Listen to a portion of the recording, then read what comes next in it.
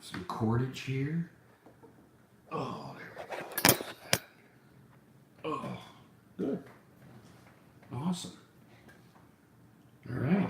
It is the Rudy G. Funk Show, and it is the great pleasure to be here.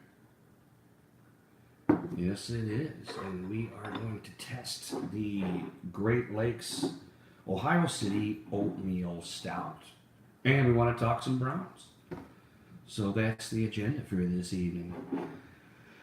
Whew. Boy, I can't wait to try this, to be honest with you. You know, like I said, this isn't going to be like some Fear Factor where I'm just trying a bunch of shit. I really want to like the stuff I'm trying, you know? And,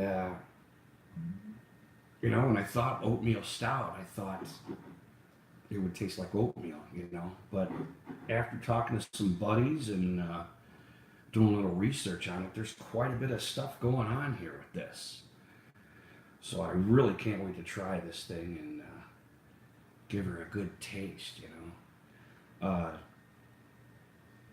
First, I kind of want to give it, you know, obviously the obvious, you know, subscribe, hit the little bell thingy, and then you get everything that comes out, the Rudy Show here, immediately. But in doing a little research on this, I recently subscribed to a dude named Greg in West Virginia. That's, and I'm not making fun of West Virginia. I just, when I see Virginia, I can't help but think of the word vagina. So he tests beers himself, and he's got like over 3,300 beers that it appears to be that he has tested on YouTube. So if you guys ever get into the beer testing side of it, I would check this dude Greg out. Older than me, but he kind of does it. What I really liked was he kind of does the same setup. There's no theatrics or much editing or anything like that. The dude just sits in his kitchen, you know, goes and grabs a beer out of his fridge and starts articulating the taste. And he's got that cool kind of like almost a brandy glass that they say you're supposed to actually drink beer out of to get a better aroma and stuff like that. I don't know if it's just because it spreads it out more and then the curves bring the aroma towards you. And I'm not really sure what that is. But we're not that professional here. So we're going to give this baby a little whack and see how she performs. First thing, I think I want to the old trusty bottle opener, you know. And we're just going to pop her open. I'm going to give her a smell right off the bottle cap. Interesting. Very good stuff. Let's see what they say is in this bad boy. They usually got a pretty good, here we go. Dark and roasty yet light and smooth as a fresh coat of snow. Our oatmeal stout will kick your cabin fever and inspire you to toss another log on the fire. Well, what a coincidence. I just fucking did that. I like it. I like it so far. I haven't even fucking took a sip. Anyway, it is a Great Lakes Brewing Company that does this, and I didn't know that they actually did their own oatmeal stout. It was, I did want to do an oatmeal stout this weekend, and I had a buddy at work tell me that Great Lakes does one. And that's where I found Greg, you know, when I did a little research on YouTube, that that is another thing I like about Greg, too. He talks very well of, he's from West Virginia, and he talks very well of the Great Lakes Brewing Company. Of course, a lot of us already know that Great Lakes is really good quality stuff, but it was just nice to hear him talking about how big they are, you know, coming from Cleveland, and how they're spreading out, and they're starting to get a lot more notoriety for their beers. So when I heard that they had this oatmeal stout, I had to go Great Lakes. So it's the Great Lakes Ohio City Oatmeal Stout, and we are going to pour it in a glass and look at her body. See how it is. I'm going to test the old body with this glass here. And we are not going to touch the bottom of the glass because that's a no-no. We're going to be gentle, but we want to be furious because we want good head. You want big head. Ooh, look at that bad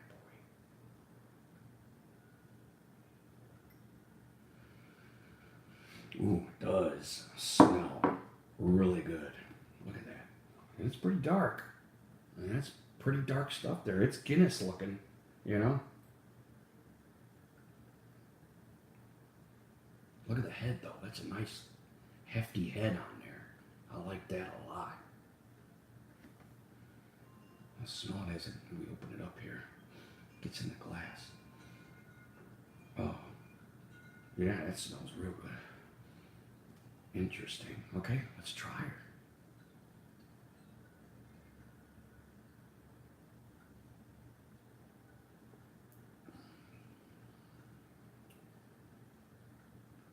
Wow, it's not as heavy as hey Joe.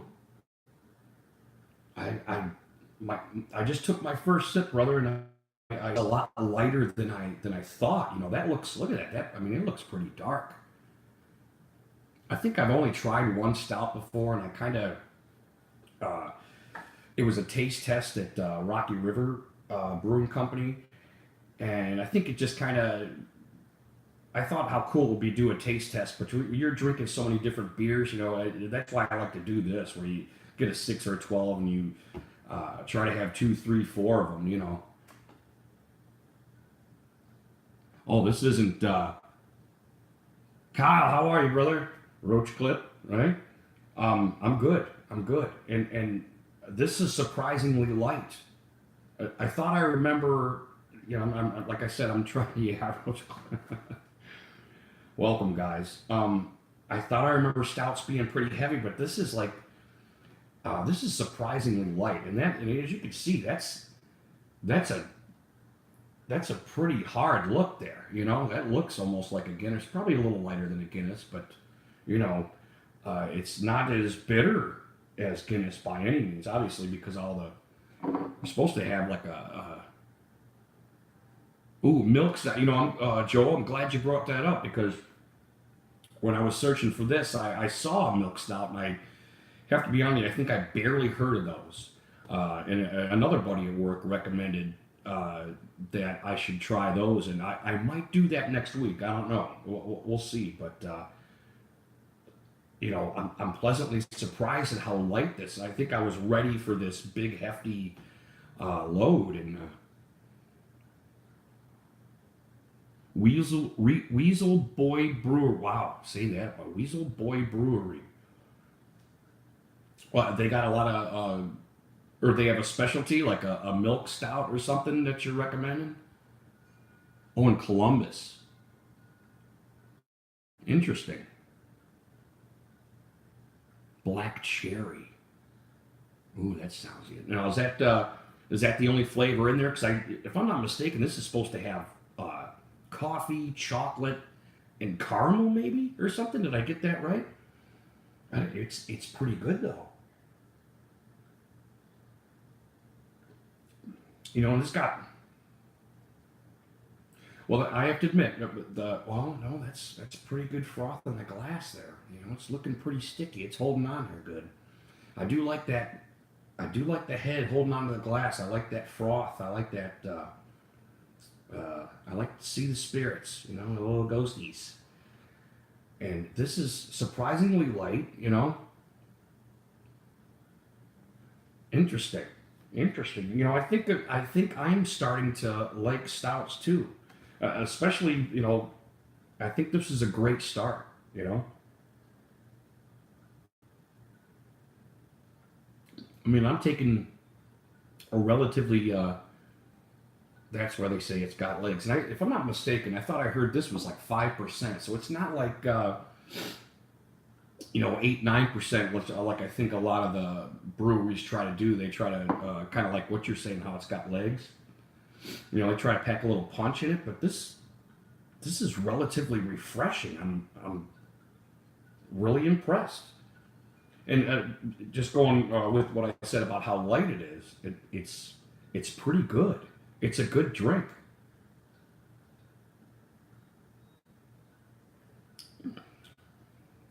Yeah, a lot of different stuff. I can't say I necessarily taste oatmeal, and not that they're trying to throw you off or anything, but it is my first one, and I think after maybe two or three of these, I think I'm really going to be digging it. You know, sometimes like I think Burning River. I was telling a buddy at work, the first time I tried Burning River, I didn't like it, and I think it was because I only had one. And I'm trying to remember the evening to which I had, but I think I had one, and I was like, I don't really care for it, you know. Oh, I missed that. Yeah, right. It's like you really need to put two or three down to really get. I don't know. I don't know, to just give your palate a chance or something. Ultimately, I'm an idiot, and I don't really know, but I have found that you really need to, when you're trying a new beer, you want to have at least two of them. You know. Yeah, yeah. I think you're right, Joe. I think you're right.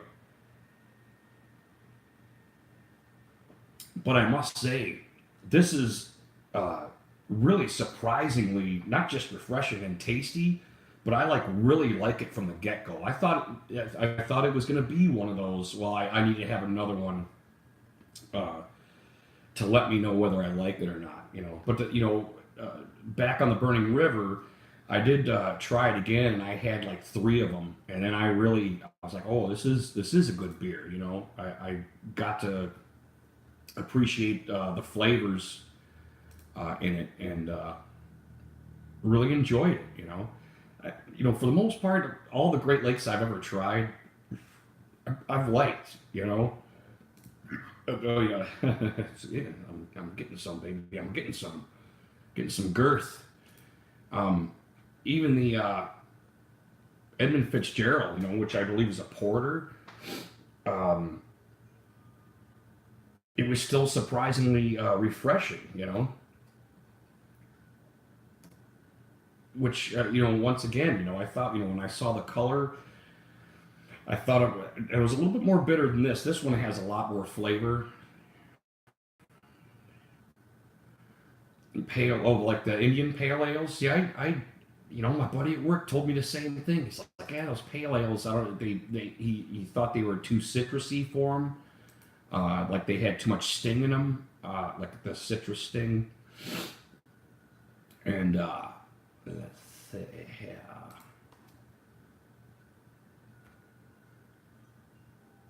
Um, which I'm trying to remember any pale ale that I ever really tried. Um, let's give this a whirl. And I really can't. Aaron, what's going on, brother? How you feeling? Mm. There we go. My shit's working, and I can see all your guys's. Okay, black cherry stout. Oh, let me see, because I missed one of them. And man, if I get an opportunity to see all your guys's. Okay, I thought maybe I missed one. I thought I missed one that was in black. Oh, it was probably Aaron. Welcome aboard, guys. I'm almost ready to talk some Browns now. Although this is really good. Like, I'm putting it down really quick. Oh, yeah, and I appreciate that, guys. And that's the best way to do it, right? Enjoy your company, have a beer with you. And that's why, I really like doing this Saturday night because, I don't know, I figured um, maybe if you guys had gone out already, had dinner, had some drinks already, or you're coming home for a nightcap, what a perfect time to sit and bullshit about some Browns, get a little buzz going. But yeah, I am really liking this. This is very quickly becoming one of my favorite beers, I think. Oh, you're doing the sake bombs again. Cool. Awesome. Awesome. So, wow, I'm almost done with this beer already, god damn it. But I'm liking it. Now, the one thing I don't like, I see it all the way because I just took a drink. I really like how Guinness, grabs the glass like that, And I don't want to say this isn't attractive, because it is attractive. And it's got a nice, actually, I'm gonna steal something from Greg that he says. He's got that. It's got some nice tight bubbles on it, which I think is attractive. You know, it's keeping a head on it. But I do like the webbing in the glass. I like it. I like it coming. It's more. It's a more attractive drink to me, more attractive beer to me when it grabs the glass, and that's why I like those Guinness toppers, because those are awesome. But I'm really liking this beer. I'm really liking it a lot, and I'm so glad that I did that this week. You know, the street. Oh, it really? Well, I guess that makes sense. Wow. Thanks for chiming in with that, Joe. That's now I feel like I know what I'm talking about a little bit.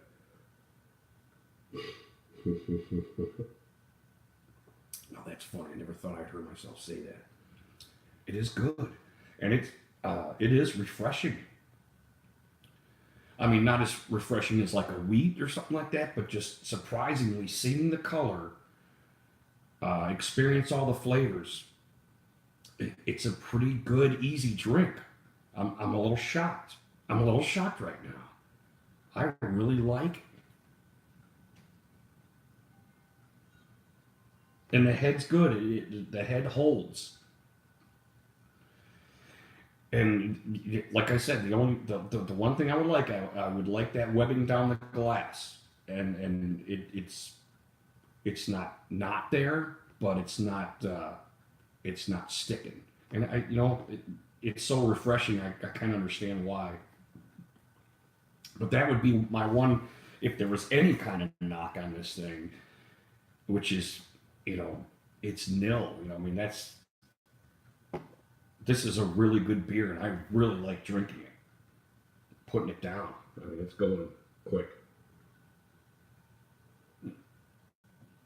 Which probably means I'm going quick. Okay, well, anyway, that's a great beer. I'm glad I tried that. Really glad I tried that. I'm already slurring my words, but totally want to talk some Browns today. I'm going to kind of wait for Ron, if Ron gets a chance to get on to talk about, you probably saw it in the title there, they came out with an article that we were like bottom five, almost like they're, they kind of do this. I don't know if it's every year. I just hear it often enough where we get pissed off. Oh, that's fine. Yeah, we're doing. That's why I like doing these live streams. You want? I'll just kind of keep flapping my big ass lips. But Ron gave me a message during the week about, which I did hear a little smidgen on the radio about. We were like bottom five in fans, better or worse. Browns fans were some of the worst fans, but I wanted to touch on that later. But AFC North, not just the Flacco move, but a lot of the stuff that they're talking about this week. Obviously, everything's pro Browns. If you listen to Cleveland Minute, they're all Browns fans. So we all got the Browns goggles on and stuff. But I'm still hearing a lot of stuff like because of the Antonio Brown, the Le'Veon Bell situation that Pittsburgh's in. They're kind of automatically really pushing us to the front of the line, and I want to, and I think the Kareem Hunt thing pushes us further, maybe into the playoffs, even further in the playoffs than we thought. But, we haven't even beat Pittsburgh yet, and they did have Antonio Brown, but they were going with Connor, in that second game. It's not like we tied them or anything, So Pittsburgh's going to be a hurdle. It's going to be a hurdle. And I don't necessarily think like Cincinnati's out of it either, But, excuse me, I'm taking a minute to finish this one off.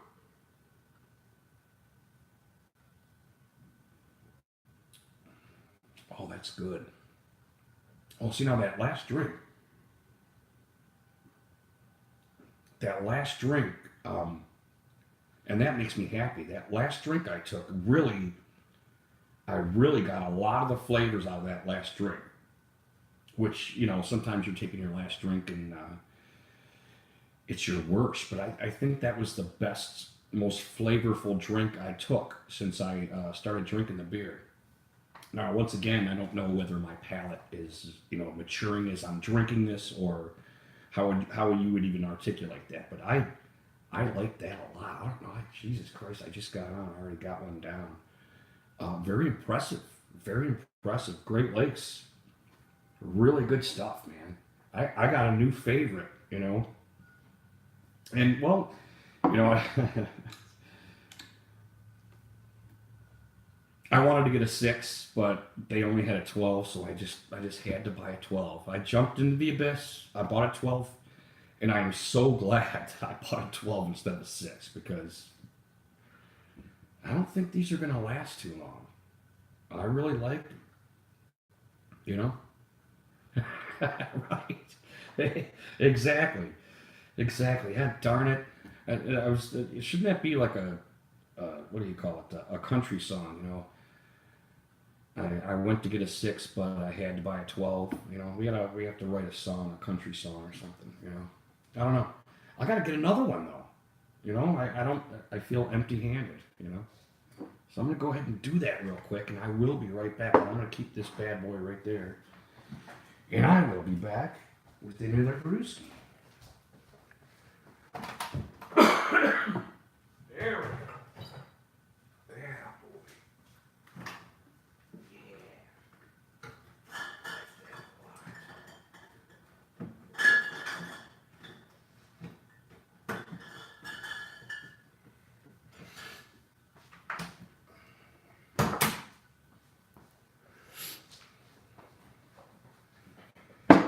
Oh, anyway. Oh, yeah, I wanted to give one more shout out for Common Man Football. I really like to give shout outs for the YouTubers that I subscribe to. One of which is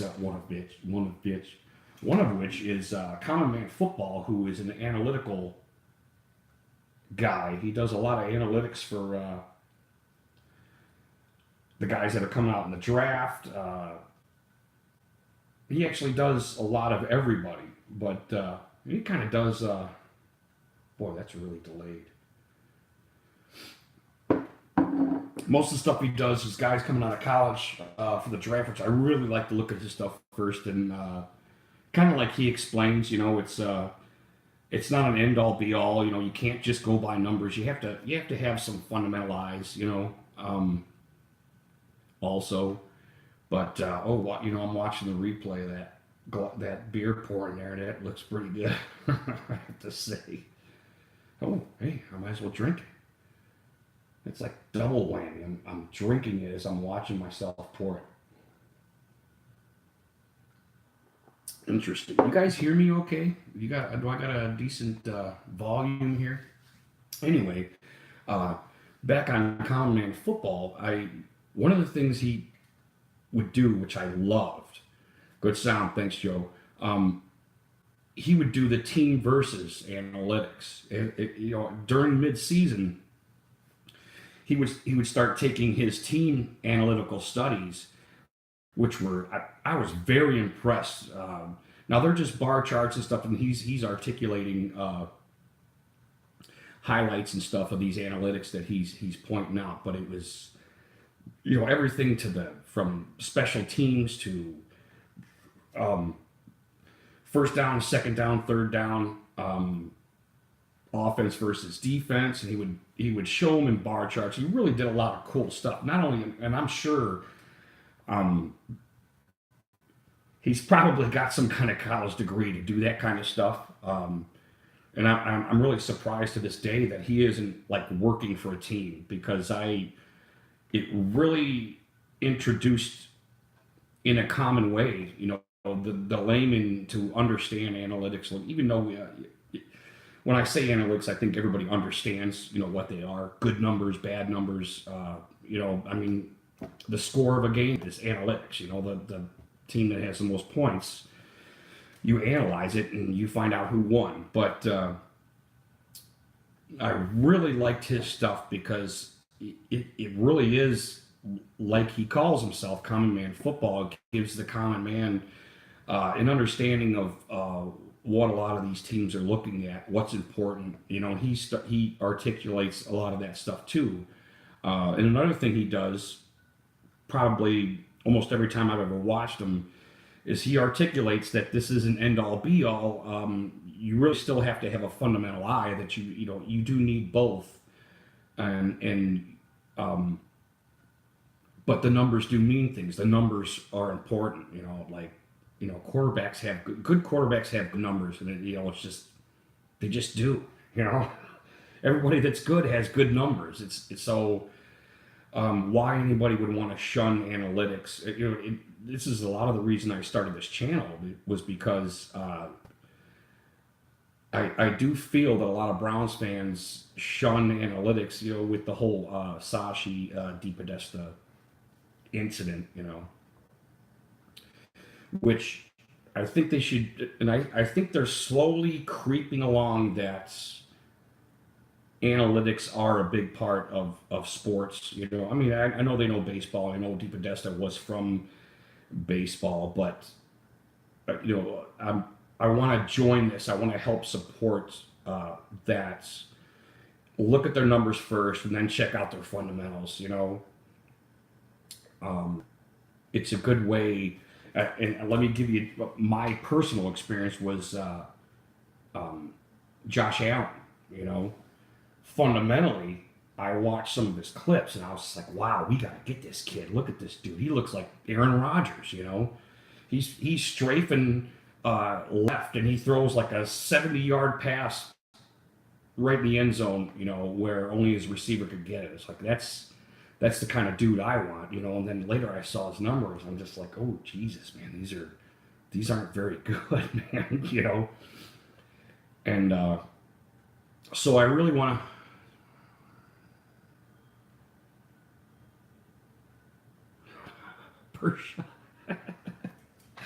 Persia? Is that what you said? Oh, is that supposed to be personal? It's probably personal. But Persia sounds better. I like the Persia opinion. Because I'm the Prince of Persia. Oh, God, that is good. I like this a lot. That's a beer I would have out. I wouldn't be afraid that I'm going to get fucked up too quick or anything like that. I would take a few of these on and actually be out on the town. Yes.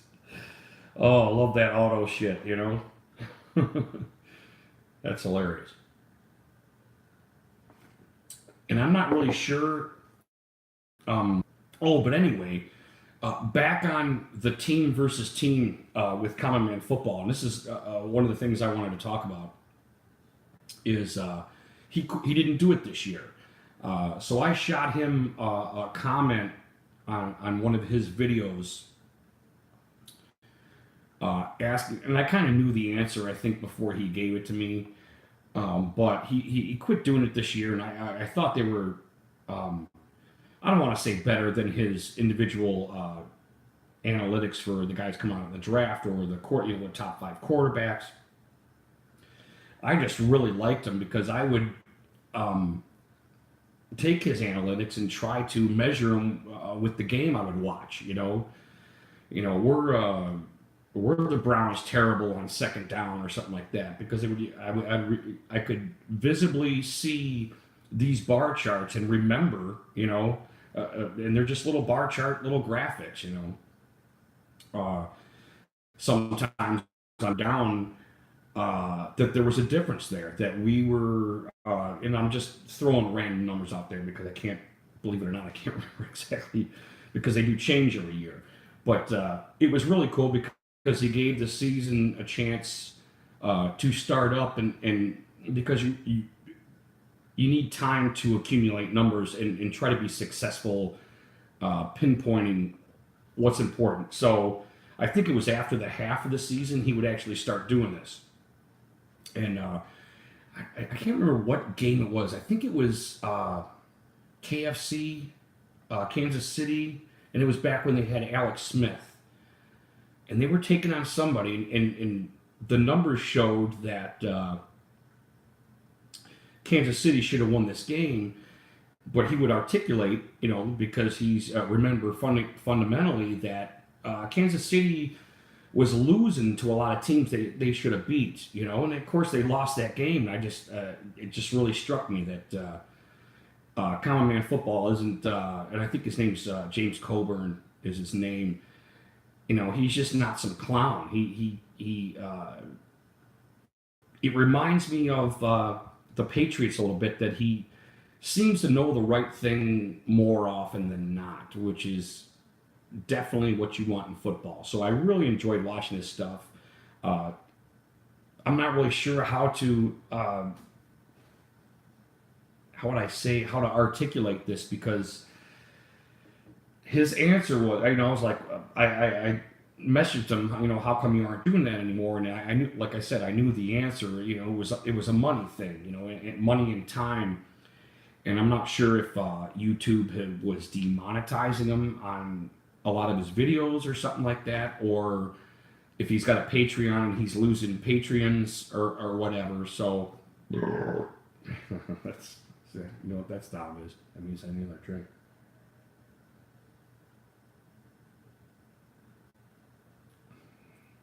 Interesting.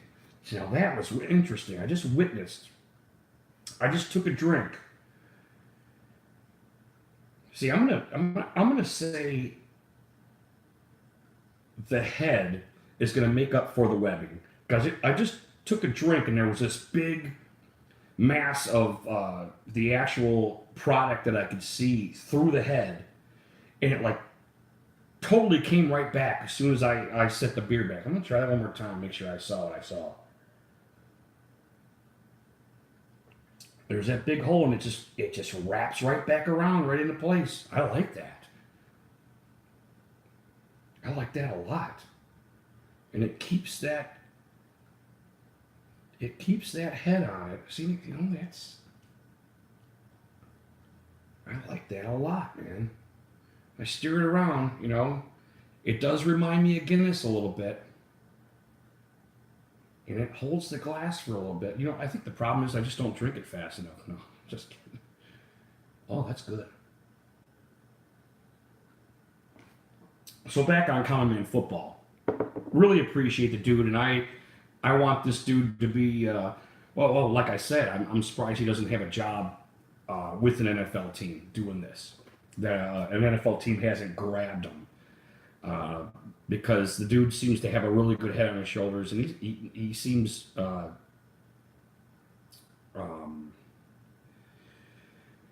really understand the fact that it is not the end all be all, that they are just numbers, and you still have to play, and that really impressed me, because he was right on a lot of the fundamental stuff that I heard him talking about, which isn't huge, but because it is an analytical study. But it was a great introduction for the layman to see what these guys are looking at. As a matter of fact, he called the Super Bowl in a certain sense analytically. And I might have mentioned this on one of my other casts, one of our live casts. He had the Eagles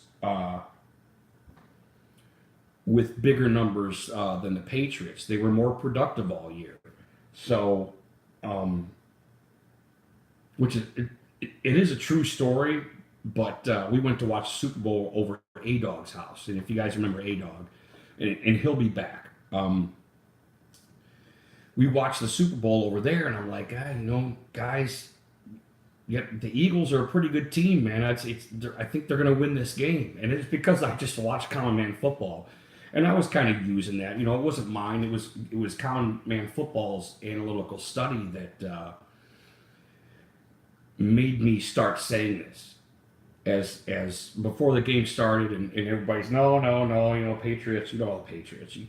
You have to, nobody's going to believe it until they're beaten, But I kind of got some, I got some mojo going after the Super Bowl, because I had watched Common Man Football's analytical study of the two teams and kind of used that to make me look good, ultimately. I articulated this to them at halftime, but they probably don't forget that, that I was calling that the Eagles were going to win that game, which was actually, it was a fluke and it's only one game, but it was just funny that it turned out that way. Who knows? Maybe I got Common Man Football goggles on, and I just like them because of that incident. But, let's do a psychological study of Raging Funk, right? All the beer's going down good. That's a good beer. And it's not hanging around too long, it's dissipating on a pretty good clip. There's a lot of reasons to like this beer, I must say. And you know what, Joe and Roach, it sounds like you guys are more experienced drinkers than I am. Really. And I appreciate you guys being here. But anyway, let's talk some AFC North, man. Big Ben really did have one of his better years last year. And, oh, for God's sakes, my shit's shutting down. Fucking computers, garbage.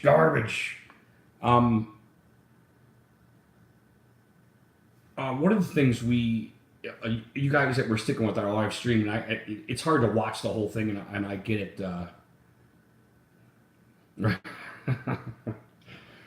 Hey, here's to you guys, man. I really appreciate you guys sticking around. Not only did Ben have one of the better years, yeah. Yeah, screw Big Ben. Yeah, cheers, brothers. I'm going to take another drink just because it came up later.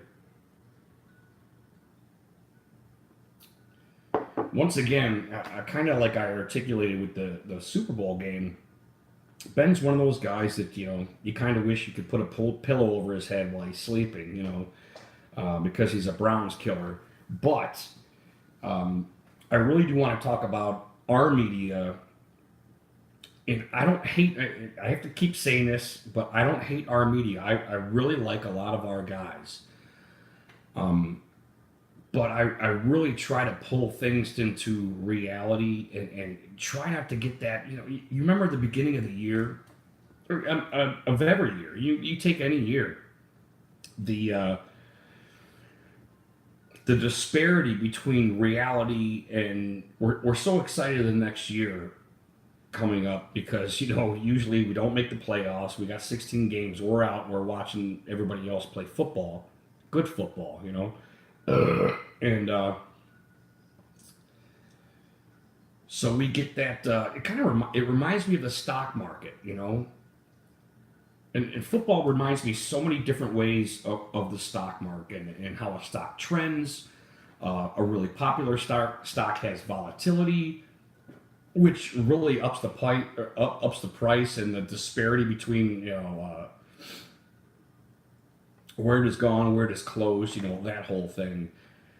And this happens to the Brown stock like every year. There's this huge margin, this huge disparity between reality and where we're really at.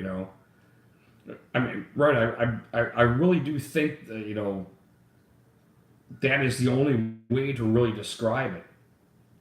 But it's like I have to be true and really appraise it. And the Kasim Hunt thing is stopping me kind of this year from doing that. I really think the Hunt thing is bigger than what the media is giving it. But at the same time, they're doing that margin of error thing. And I really don't know how things are going to fall into place ultimately. But because of what the Bake Man did this year, things are definitely looking up. There's no doubt about that. And with Freddie Kitchens that whole fucking freedom thing. That's another thing. God, I want to start on Freddie Kitchens because I really like this dude, and I like that what he did with the offense, how he freed it up. Ultimately, there was no. This is what we're gonna do type thing. It was, that whole, what do you guys want to do? What are you guys comfortable doing? What a great, we've talked about this over a lot of our streams. I mean, all of us, Yeah, I think so. It's going to give us that one more click, I think, how we can form as a team. Oh God, this beer is good. I'm craving it. I had two, just about two right now, and I'm not like all fucked up and stupid yet, We're gonna do our last drink of this beer, and I'm gonna see if I get the same malty. See if I get the best taste of the beer again. I'm gonna let it sit there and ferment a second. But back on Freddie Kitchens, I think I like Freddie Kitchens for a lot of the reasons outside of football. His whole approach, which it relates to football, everything kind of does, that's his job. But that whole freedom approach, where it seemed like Baker was freed up, it was, what are you good at? What do you want to do? What do you guys like? It wasn't that typical managerial, you guys do what I say. And I'm not trying to cut on managers or anything like, we all got managers, or maybe some of you are managers. But that kind of boxed in, this is what we're going to do, this is the best thing to do, or maybe even analytics. Throw analytics in there. This is the best thing to do right now. This is what we should do. And he totally like ripped the fucking box apart and embraced whatever talent we had, and let's go forward with this and let's build on this instead of, this is exactly what I want to do. And I really love that about Freddie. Not only just the way he talks, but what a great embrace into coachhood. I don't know how else to say it. He's been a coach for a long time, but I'm trying to think of like what his interview would be like, obviously Dorsey really liked him from the interview. And it seems like, I don't know, I kind of buy the fact that after Freddie's interview, he was the guy and all this other stuff was a little bit of show, I could be wrong. I don't know. I'm gonna take this last drink. I think I have to get another one because it's delicious.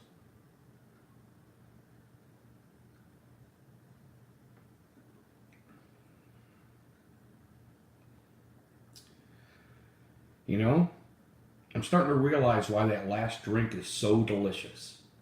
And I think it's the compilation of the head and everything else, and I almost said taking it all. And I'm sorry, but it's the truth. Yeah, I need another beer. So I'm going to go get another beer, and we'll resume our conversation with Freddie Kitchens here right now. Ugh. All right. I took my glass again. Bad habit. I want to hold it to my heart. Got that drinking reflex.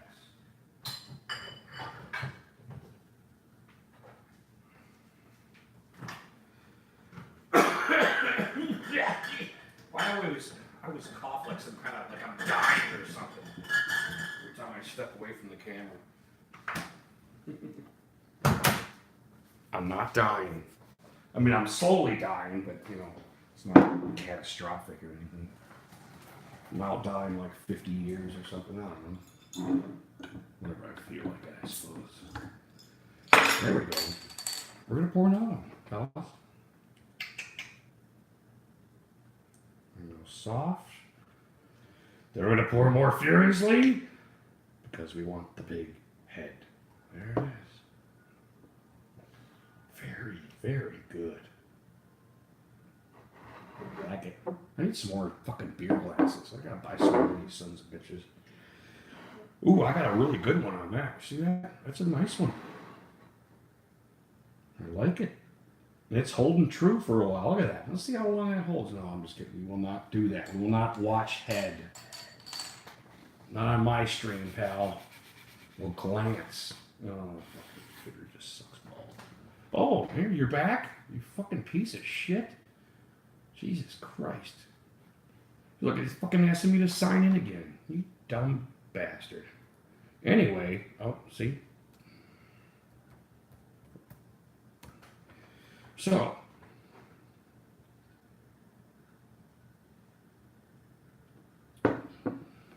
Freddie Kitchens. Freddie Kitchens.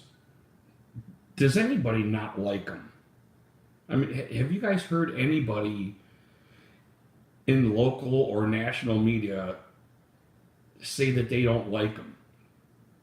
I think this is what Freddie has done is so fresh. I think it really impressed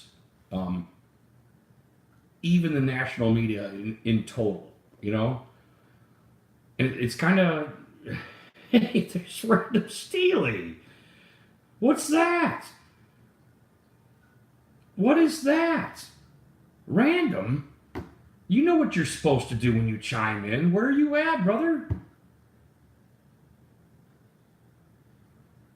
What was that? What was that? It's not showing up on my shit yet.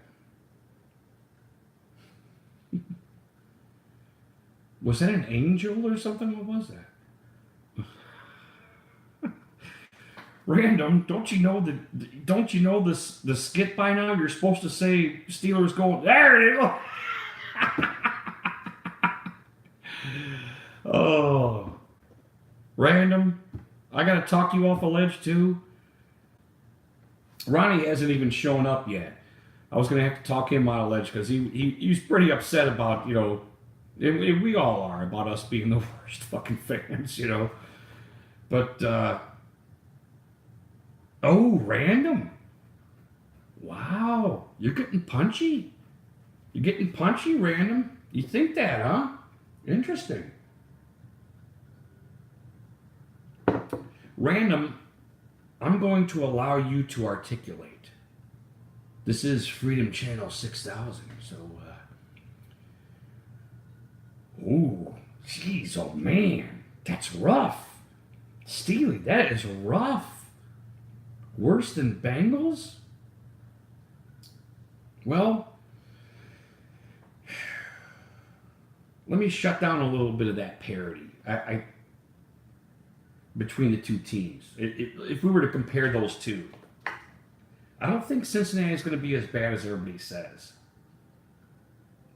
I really don't. Well, you know, I love Joe Thomas.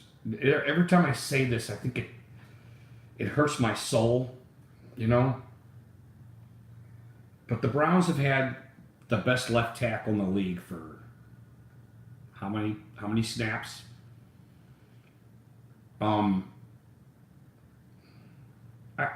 We should get this through our heads, you know. Well, I don't know if that's necessarily true. I think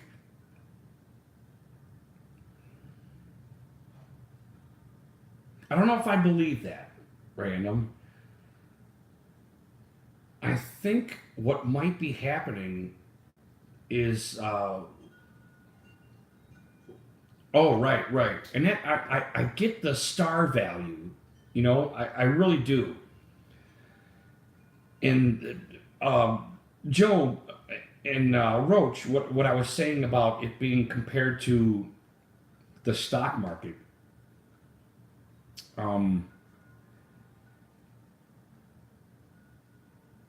don't know what Google's at right now, but I don't want to buy Google at $500 a share, you know? from a Browns, with my Browns goggles on, it's not that I don't want Antonio Brown. I just, it's not that I don't want Google. I love Google. Google's, they're spawning, I know all that other dumb shit, but hold on, I need a drink.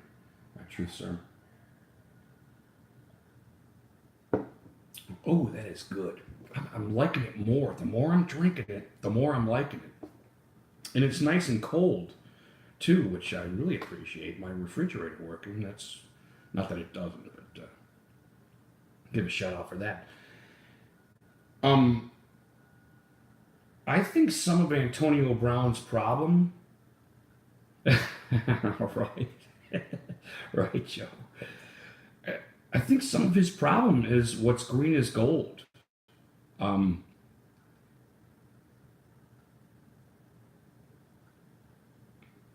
oh, right, and that's a pretty smart move. That's pretty smart. You don't want to replenish this guy's career when you're getting rid of him, right? Um, I think some of Brown's problem is what's green is gold, and that there's other up and coming guys behind him that are probably getting some of the attention too. I think I don't know Antonio Brown. I don't claim to know somebody because they tweet something or you know. Oh, I did hear something about that. Several teams, yeah, Green Bay, San Fran shithole was another one. And I only say San Fran shithole because it just sounds funny. Um, I really do believe Pittsburgh would want to keep him, but the disparity in his market is above what Pittsburgh wants to deal with. Yeah, well, I think I would like to see that actually. I would like to see that. I often joke about Aaron Rodgers, because his fucking State Farm commercials, and he's got the ego of a quarterback and all that stuff. But I would like to see how far Aaron Rodgers go. If he can make it back to the Super Bowl. Oh, right, obviously, and I get that, random. I get that. You're right. You want to? I don't know if Ben wants him though, man. It's that's a very interesting conversation, and think about that. Think about what the GM come out and said, and I think it was more for the team rather than just trying to feed the. Well, I don't know. I don't know. I don't know if that's necessarily true. I want to believe everything that Ben says, but if you saw, oh, what the fuck? I think I had one of my first videos was about the Mason Rudolph Ben Roethlisberger comment when Mason first got on board, and I really do think that Ben was kind of trying to give Mason a little jab, like we didn't need him because Ben's Ben, and I'm sure he does this to Antonio and the rest of them. Yeah, I get it, but I honestly appraise this situation. Let's see, let me see. Oh yeah, me too, random, me too. But I don't want to pay for Antonio Brown. I really don't. I think the Kareem Hunt. Did I say Kasim? I said Kasim Hunt before, didn't I? I think the Kareem Hunt thing, and I don't want to go off. I'm gonna try and hold my shit here. I think the Kareem Hunt thing really puts us in like a really fucking great position, and I really think it's gonna open up even more opportunities than what we saw in the good times last year with our receivers. I still like these guys. They're not all Antonio Browns, and I get that. And my buddy's like, you don't want Antonio Brown? Well, that was you were here with us last week, weren't you, Random? Me and I had the Stumbler here, and I might have to apologize. I love to have the world's only realistic cryptid here with me, and I don't have him with me. So, well, I think you do. I think you do need 3. And I think this is back on the marketability. Duke Johnson's got a really great name here. I think, teams carry 3 running backs. I would say that Hilliard kind of gets, unfortunately gets and he did well. He didn't get a lot of reps, so they probably didn't get as much study on Hilliard as they would have liked to. But, Duke is a playmaker. And maybe we can quiet down on Duke and keep him and use him, for what he's good at. But 3 running backs isn't out of the question, especially when.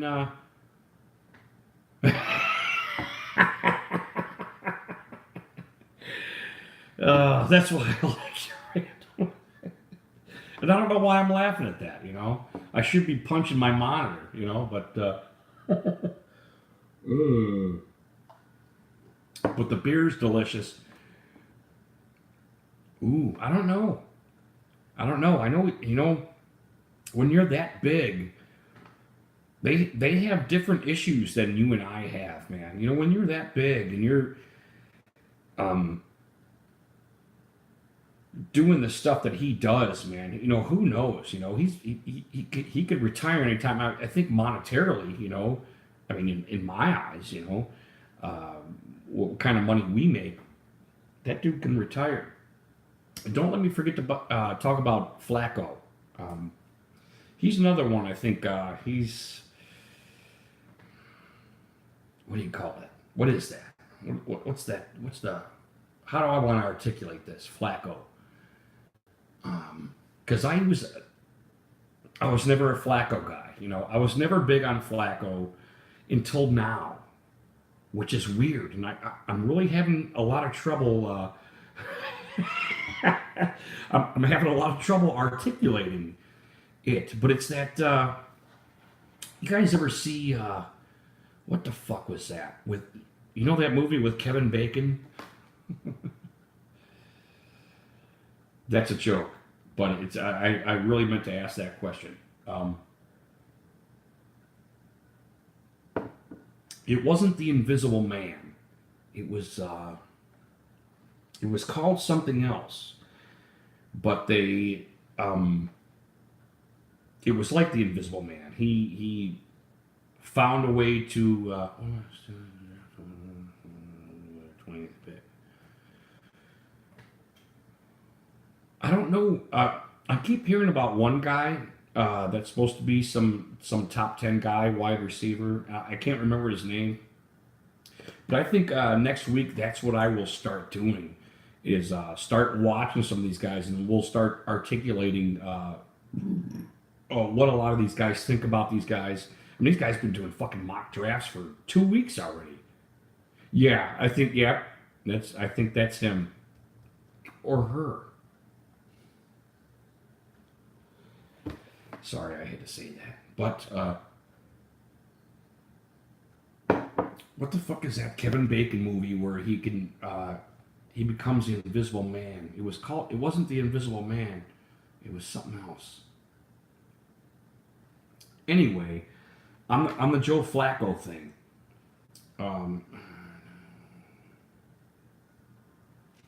His cousin's in the draft this year? No shit. What's his name? Something Brown?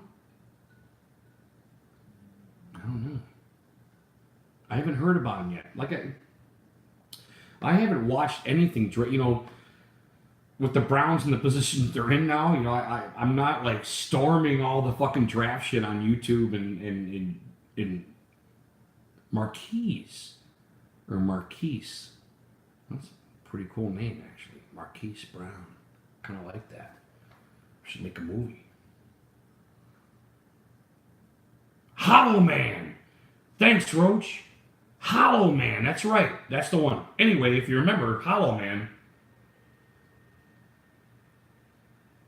Sometimes you need to dive into the abyss, and that's kind of what Hollow Man did. If you remember, Josh Brolin articulates himself as, okay, I need to go all 10 steps. I need to go 1, 2, 3, 4 until I get to 10. Whereas Kevin Bacon's character, I'm sorry, it was ABC. I think that's what the point that he was making. Somehow Kevin Bacon, with his artistical value, can skip, you know, instead of going A, B, C, D, he can go A to D, and he knows what he knows, and he kind of calls it a D instead of having to know what B and C is. And that's kind of what I'm trying to do with Flacco. I get this weird, sorry about that shine, fucking, what is that? Look at that shine on my glasses. I don't mean to do that to you guys. I'm trying to keep it over here by the darkness. I get this really weird feeling that like Flacco's going to do well in Denver. And I don't know what you guys, because we, you know, we all want to laugh. We all want to laugh because I think Dalton had a better record. I think Terry Pluto pointed that out. That Andy Dalton had a better record than Flacco. What do you? I'm going to ask you guys that are listening. Who do you think's a better quarterback, Dalton or Flacco? If you were to have a contest or something, what do you guys think is a better quarterback? Now Dalton has more wins, so in an analytical study, kinda, Dalton seems to be the better quarterback, but he hasn't won a Super Bowl yet, right? Do I understand that correctly? Right? So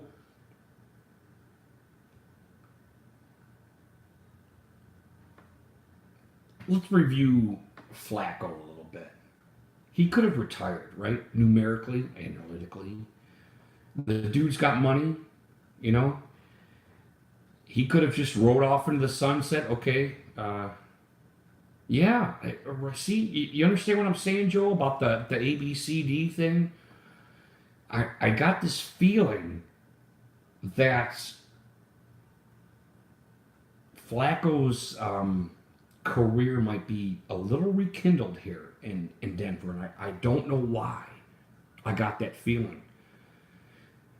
And it wasn't necessarily a first impression.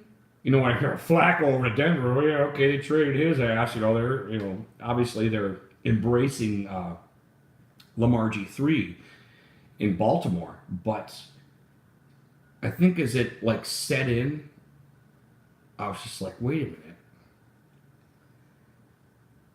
Denver's always kind of had like a good team in a certain sense, you know. Numerically, Flacco was not as good as Dalton, but why do I feel he's better than Dalton, you know? I mean, I think he's got the quarterback ego. The quarterback ego is there, and I think that is obvious because he didn't just ride off in the sunset and quit playing football. I think he thinks, yeah, right. Exactly, Joe. Exactly. That's exactly what I was thinking. I think he's thinking, you know, yeah, I could use some fresh turf, some new guys. You know, I'm a veteran. I can come in there and probably have my way a little bit, maybe a little bit more than what I had with Baltimore. I don't know. But I get this feeling like, who was the last... well, Case Keenum, you know, is a pretty good game manager and stuff like that, but nobody really expected too much out of him. But I don't not like Case Keenum. You know, he's got his place, I think. But as an average quarterback, you know? Why do I think, after all the bullshitting and all the cutting on Flacco that I did over the years, why do I think Flacco is like an above average quarterback? And I don't think it's just the Super Bowl. But he's got like an ego of above average quarterback. It's more than that, though, and I really can't explain it. And Joe, I really appreciate you, like, you know, sharing heads with me right there. But when I try to appraise the situation, I don't think of Flacco as an average quarterback, despite his performance. I don't know. Is there something in Baltimore that was going on? Was it they were too run-oriented and defense-oriented, and he felt like, I don't know, maybe his talents weren't exposed as much as he would have liked. Because he, you know, there was no sign of him just letting go or, okay, I'm done. I don't know. Am I scared though? No, I'm not scared of Joe Flacco.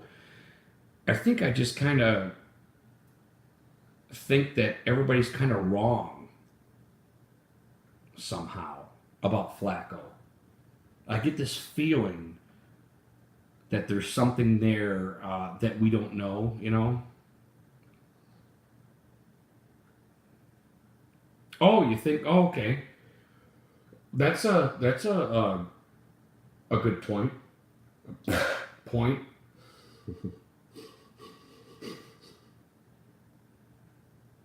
Okay, I definitely don't want any boogers in my beer.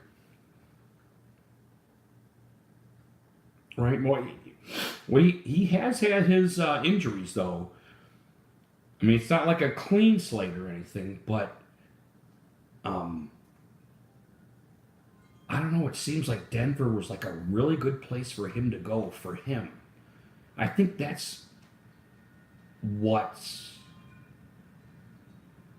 makes me disagree with everybody, you know? And you know what's hilarious is I'm actually disagreeing with myself. I never thought much of Flacco. It's, you know, when we were bad, he was like barely beating us, you know?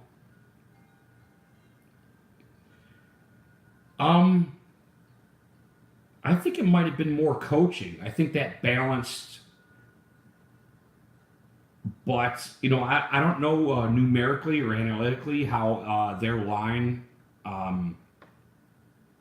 was over the years. You know, I never really check into that, but the balanced offense I think really helps the quarterback a lot, and that's back on the Kareem Hunt thing. You know, man, you really got a balanced offense. It really takes a lot off of the big man's shoulders, which I don't know if he really likes, to be honest with you. I think he's the type of dude that really likes, you know, shit on his shoulders, which is disgusting. But I've got good beer and I've got good friends, and who cares if he's got shit on his shoulders, right?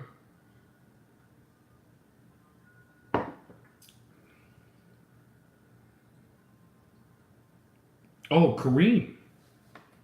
Well, Joe, I don't know, man.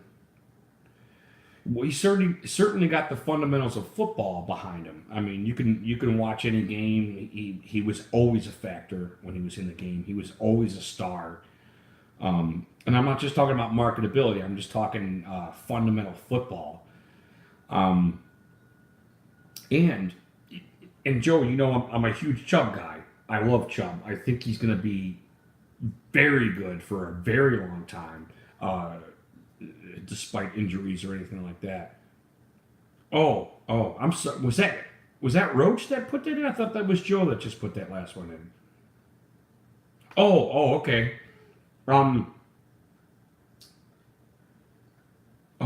So what was the question? I just got confused because I'm a fucking clown. and I need another beer because there's my last drink. Here it goes.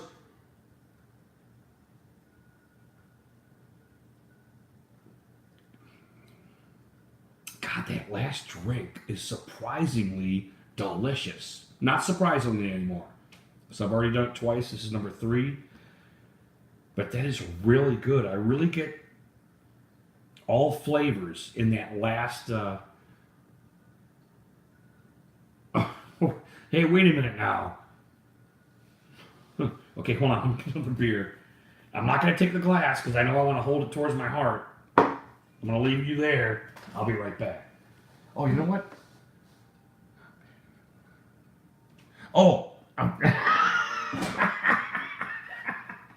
hold on.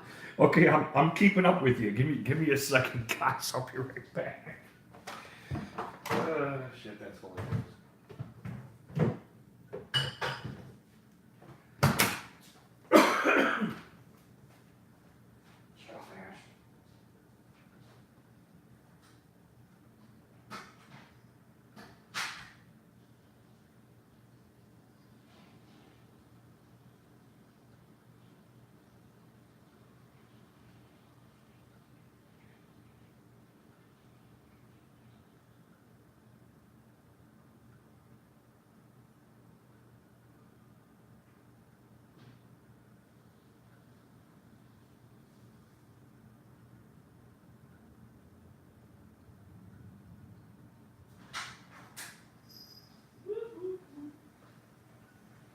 All right, here we go. One more.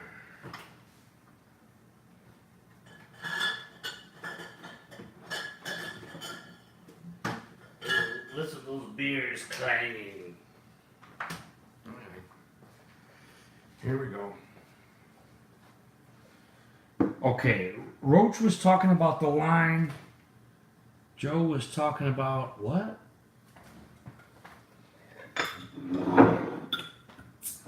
Man, let's smell it again.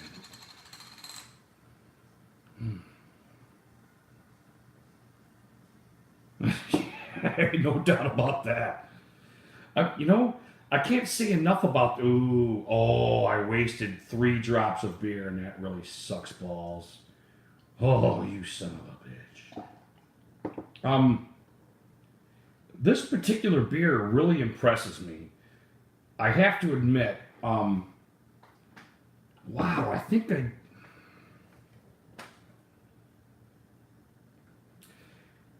I like this better than the Dortmunder with the Guinness topper. I must say, of the 3 we've done so far, I really like this beer. This beer really impresses me with how easy of a drink it is. Yeah, I like it a lot. Yeah, you're right though, Joe. If I just keep going and keep doing all the Craig's, I think I tried the rest of them. Oh, wait a minute. Nosferatu. I don't think I've tried that. I do not think I've tried Nosferatu. Wow, that's such an easy drink, and it keeps getting easier. I think that's a problem, maybe. But, I don't feel too terribly fucked up or anything like that, so, fucking stupid computer.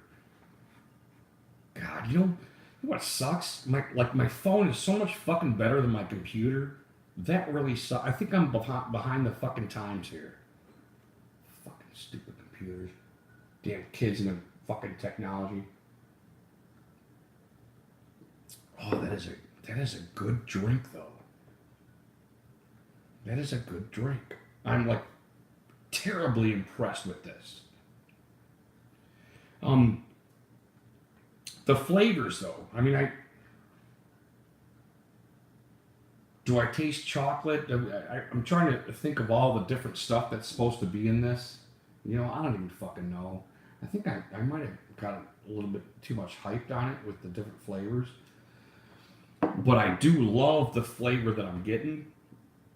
I don't know if I taste, oatmeal, chocolate, coffee. I don't know if I taste those 3 things, but I do. Oh, it finishes really quick. That's not what I meant to say. It doesn't finish quick, but like it finishes and it like it's like, you know, it's like gone, you know. Well, I guess that's a quick finish. I don't think that's what I mean though. I don't want to articulate it like that.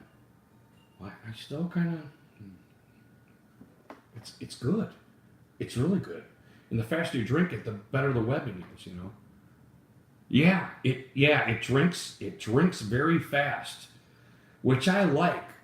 You know, I like that I can constantly kind of keep drinking it, and I'm not. It's not like the Christmas ale, which like fucking, you know, knocks my head off. You know. Imbibes wrap. I don't know. Could you do that again? Did you see what? I don't know what that word is. Imbibes. Oh wait, hold on. I'll do a spell check on that. God. What was that word? That's hilarious. Ooh, God, that is good. Thank you. Thank you, Great Lakes. That is a great drink. Very impressive. And like I said, I don't feel all worked up or, you know, ready to, I'm not spinning or anything. You know, I know this is number, well, I did lose my analytics, I think. I think this is number 4.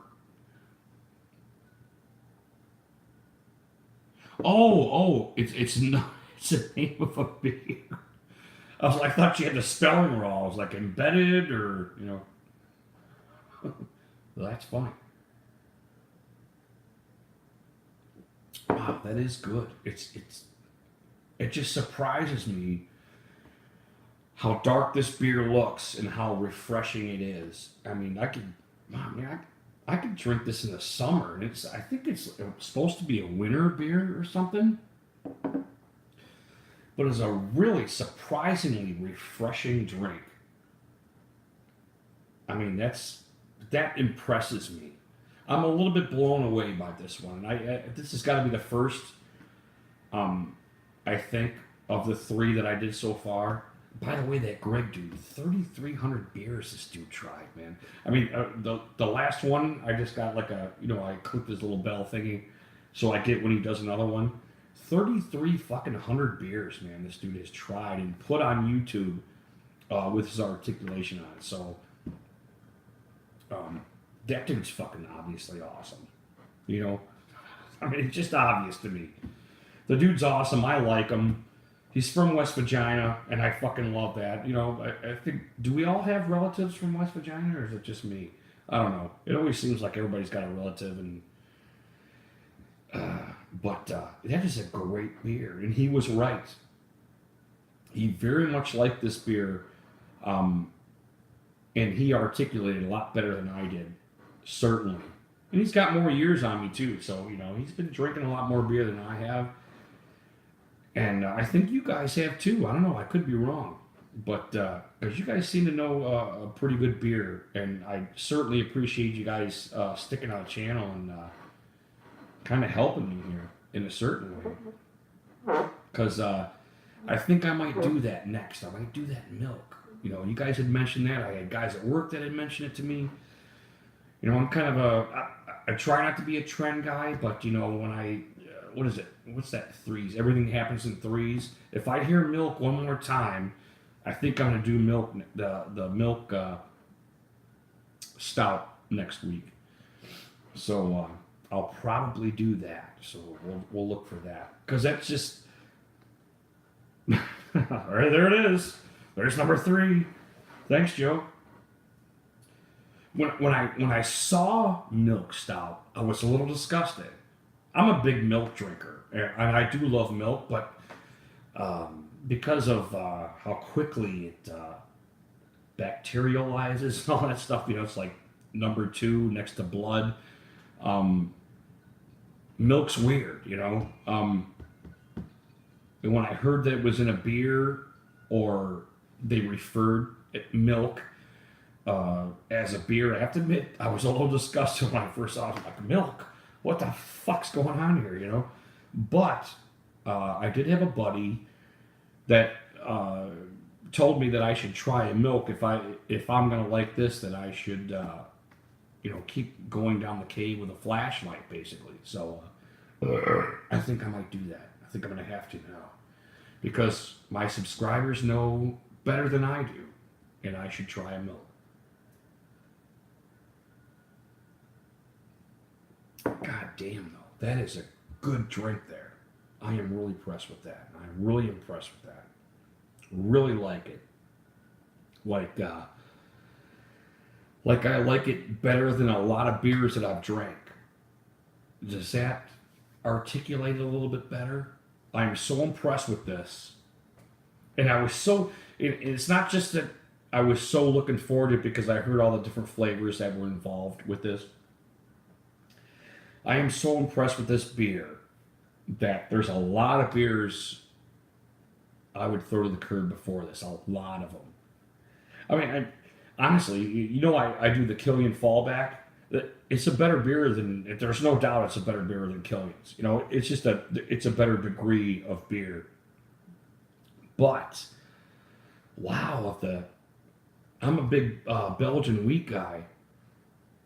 Oh, good.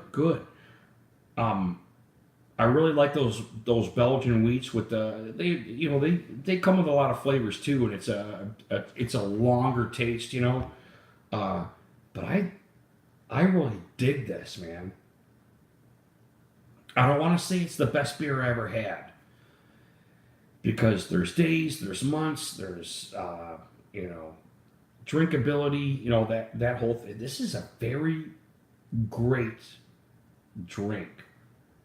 And it's a little more expensive than how I want to go, but I don't mind filling the fridge with this stuff if I could. I really don't. I mean, it is a very clean. It's a very clean drink. Ultimately, I don't want to say crisp, but it's just a very drinkable beer, and I love it. I think. Can I put love in front of that? I think I love it. And I'm trying to stop myself from taking this whole thing on right now. So I'm going to sip it. Show some. Oh, see, look at the webbing. See, why is it is the webbing getting better? Look at that. Look at that. Is that all I needed? Is this why I should be drinking 2-3 beers instead of doing one? Look at the webbing on that. I mean, that is holding fast right there. Am I seeing things? I mean, that wasn't there the first couple of drinks I had. Look at that. It's holding itself like it wants to be around itself. Oh, look at that. Looks like one of those old Space Invaders. See that? You see it? Boom, boom, boom, boom, boom, boom. Okay, I won't do that. That's ridiculous. Bye-bye, Space Invader. Okay, what were we talking about? To which I totally forgot. We were talking about Flacco. We were talking about Dalton. I would like to think that they all hear all the stuff that we're saying. I don't necessarily mean this channel. I'm talking about the media, the national media, the local media, their local media. They are articulating all the stuff that we're saying in a certain sense. They're taking polls. They're doing all kinds of shit to make news better again, But Dalton is a good quarterback, and I don't want to necessarily throw him to the curb either. I think Dalton's problem ultimately is change. I think his problem going to the playoffs was change. He not emoting. I think defenses were showing him different stuff that he couldn't what's the word I'm looking for? I don't want to make Dalton sound like a dumbass, you know. He couldn't adapt quickly enough for the defenses that he was seeing, because he would have these great breakout years, doing what he does best, which is dink and dunk, throw an occasional downtown pass to Green, and it does get you far. You know, the dink and dunk and the pass completion gets you really far in the fucking NFL, man. You know, and I think Dalton's like a perfect example of that. However, I think I don't know. It's probably Belichick or something spreading the word on how to stop Dalton. I don't know. He's kind of like that, got that entrepreneur type. He does it to kind of every team. Everybody, you know, he'll stop somebody during the year, and a team will be like, "How did Bill Belichick stop him?" You know, they'll kind of use Bill in a certain sense, and that's okay. You know, that's fine. And they keep fucking winning Super Bowls, but I think Dalton was that dude that he just couldn't adapt. The defense adapted quicker than he did, and then he would start throwing interceptions. He would start doing all this stuff because and I don't want to say like, you know, Dalton has OCD or anything like that. He's got to like turn a light on 50 times before he walks in a room, but it always kind of seemed like things had to be a certain way for Dalton. And I don't, you know what, I kind of hope that he breaks out of that a little bit, because I think competition is good. I mean, you know, I hate these guys too, you know. I hate the Bengals, and I hate the fucking Pittsburgh Steelers, and I hate the fucking Baltimore Ravens, but I gotta show them a little fucking respect. And almost in a Michigan sense, that I want the AFC North to dominate, man. You know? I want them to dominate. I want us playing each other to be these fucking huge Troy fucking battles where we're only making each other better, you know? Are you guys done with the Patriots? You know, I'm kind of done with the Patriots too. They did their thing. They are the best, you know, in the last 15 years. I don't think who denies that ultimately what they did. But I'm ready to build up our conference, and I want to be number one in our conference, but I want our conference fucking whooping ass. And I don't want anybody saying, "Well, you guys got the Bengals." And it's not why to go back on what I said earlier, I don't think the Bengals are going to be garbage. I don't think I don't buy what everybody's saying about the Bengals. I think they're going to be better than what we thought. Now, are they going to be at the bottom? That's where I want them. You know, did I rhyme? Are they going to be at the bottom? That's where I want them. Sodom. But we want a strong conference, man. We really do. We want to be fighting in the trenches. The delicious trenches. And I don't think them being an easy win was good. Do you think us being an easy win was good for Pittsburgh? Think about this. Let's step back a little bit. Let's step out of bounds a little bit. Let's look at the whole picture. Everybody knows that Pittsburgh was a great team over the last decade, right? And they got these 2 easy wins from the Browns. They always just almost barely tried, and with RG3, they put their second string in there. They still beat us with Deshaun Kaiser. They put their second string in there. They still barely beat us, you know. I don't want that in my fucking conference, man. I don't want that. I know I get every win is a triumph. I get that. But I don't necessarily believe it, you know? If the Browns show up every year and they got 2 easy wins, I don't want somebody saying it's not what everybody says ultimately that disrupts me, but it's just I know. You know, I know it. I know the truth. If Cincinnati is garbage, I know we got two wins every year. And I don't want that. You know? I want to be a champion. You know, I don't want to be Pittsburgh. Does that make sense? I want better than Pittsburgh, you know? Do I want to be the Patriots? No. I want to be better than the Patriots. And I think somewhat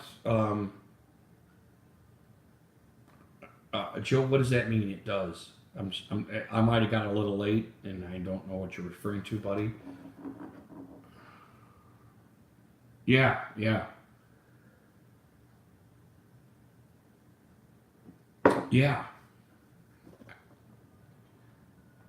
I do not want Cincinnati to be bad. I don't want them to be garbage. But I have to reiterate, I don't think they're not going to be garbage because I just don't want them to. I don't think I'm rolling that way. Dalton is a very competent quarterback. And if he's got weapons and they repair themselves a little bit this year, it's not going to be a totally easy win. And Hughes gone, you know, and what is it? Marvin Lewis is gone, and I think we kind of still need to stomp them into the ground, Troy style. You know, we need to plow those fuckers into the ground. And they're not going to let us. I don't see that. I don't see that coming next year. I don't think we're going to see the carnival against them that we saw this year. I just don't. I think men are men, and I think Cincinnati is going to come onto this year, and there's going to be a little bit of vengeance there, and we need to keep nailing the heads into the coffin with those guys. So I really do think we're going to get a fight from these guys. I do think we're going to win, though. It's just not going to be as easy as we thought. And some people are going to be upset with that, but I think I'm going to understand that prematurely.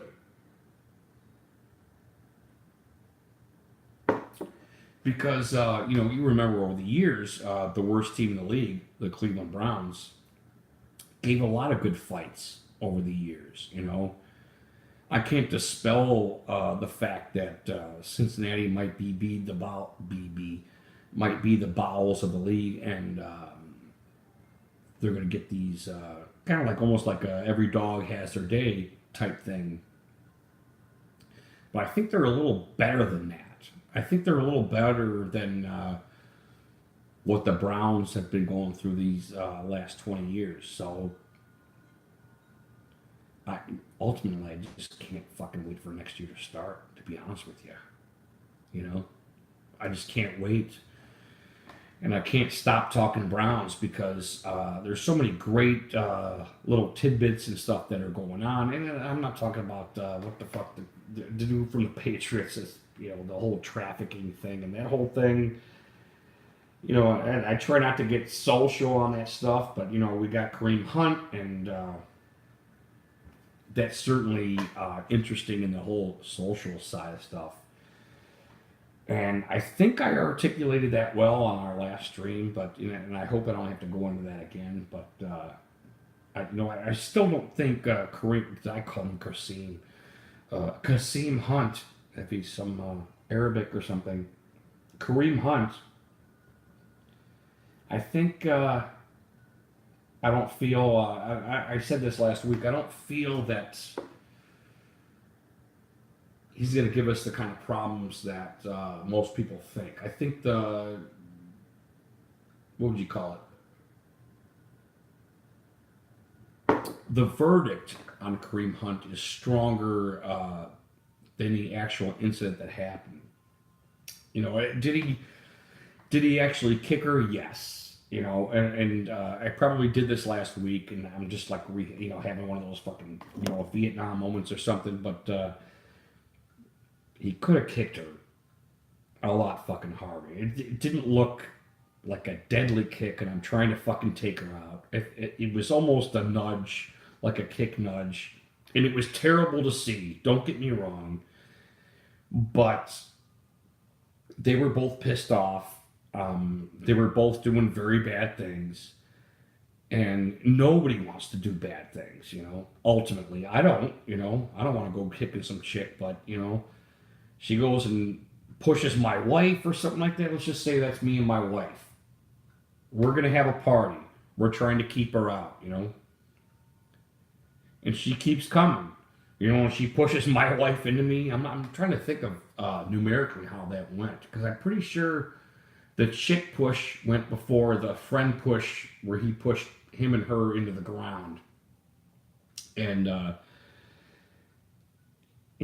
especially when you got liquid courage in you, both of them, the girl and him.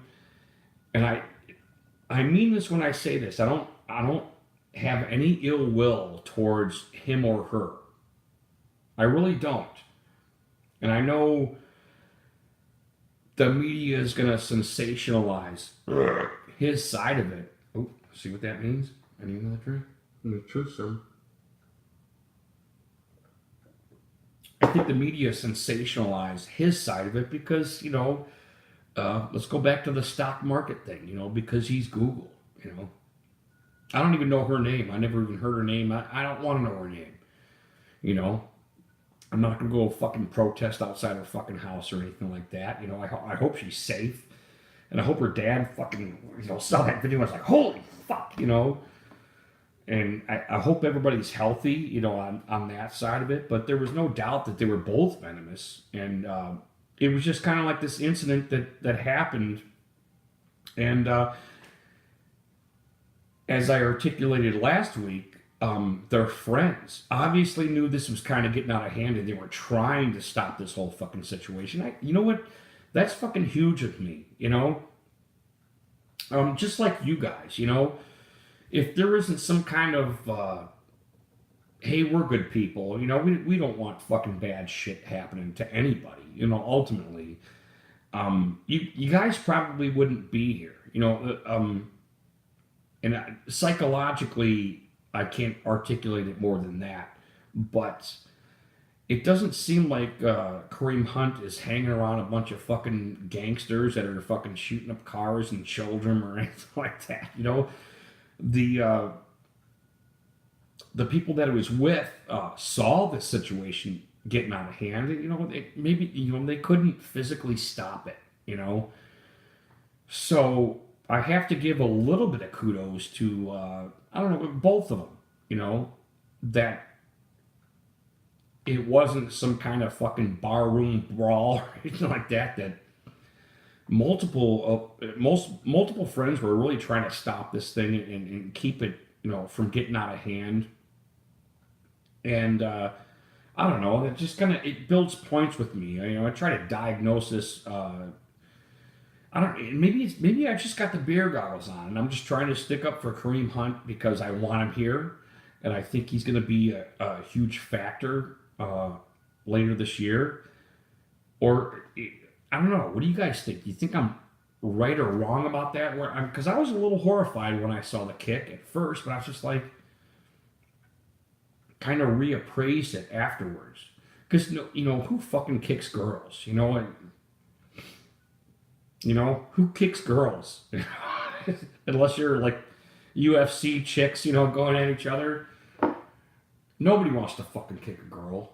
But, there was no fault. There was no, what do you call it? There was no audio.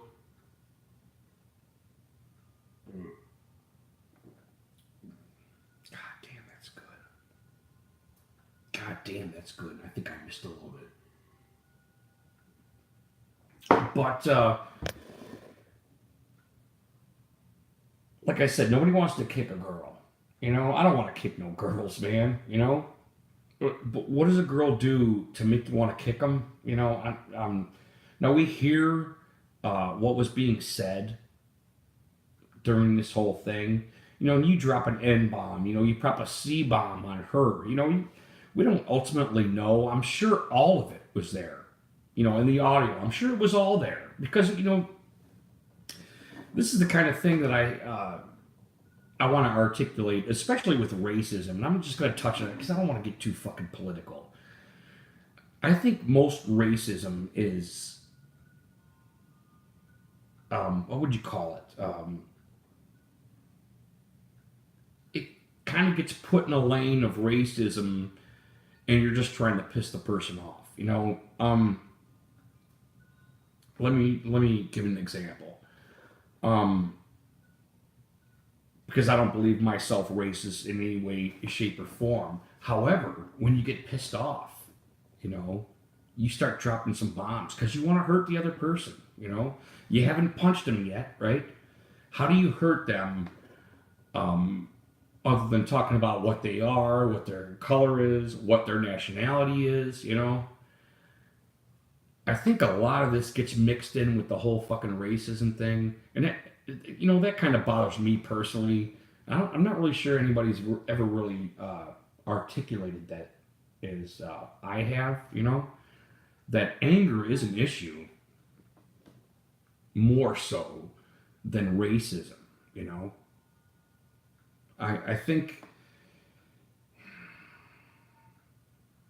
God damn, yeah, I don't want to fucking get into politics ultimately, you know. I just don't. But I think she probably got pissed off. He wouldn't let her in there, you know.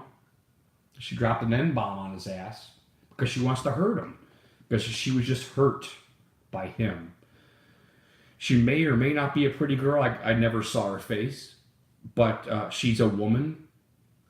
And she probably didn't like the fact that she wasn't getting let in there. She might be a pretty girl. She might be an ugly girl. I don't know. I hope she's pretty, you know, for her sake. It was ultimately pissed that maybe some other people that aren't as pretty as her are getting in this party, you know? And that's how it all starts. I don't necessarily think she's a racist, you know?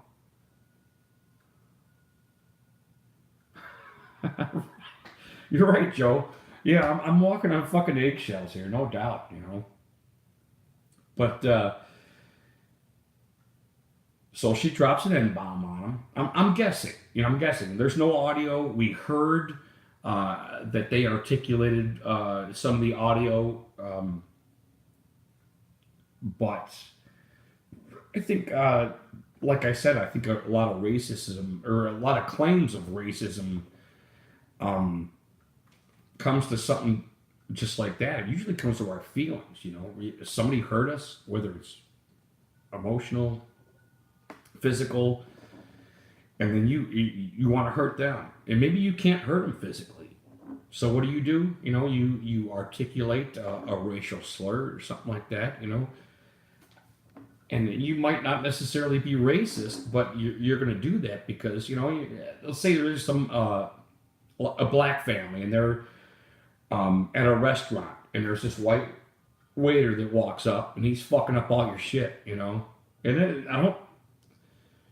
I don't think the black family's automatically racist because they're fucking up their shit, but it probably pisses him off, you know? So he walks away and, you know, Dad might go, cracker ass motherfucker, you better get my shit right, you know? But I don't think he's racist, you know?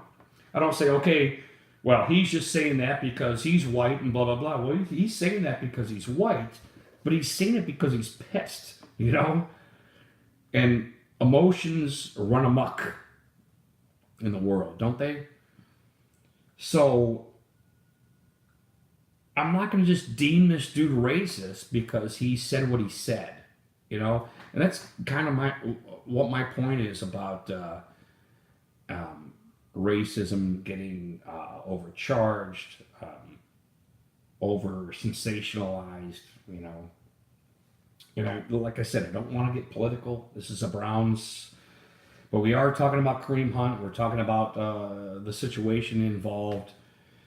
And surely, if she said what he said she said, he's going to get pissed off, and he's probably going to think she's racist, Which, you can't psychologically talk everybody down, But there's certainly a lot of that going on lately, the whole racism thing. And I just don't buy into it. I'm not going to do it.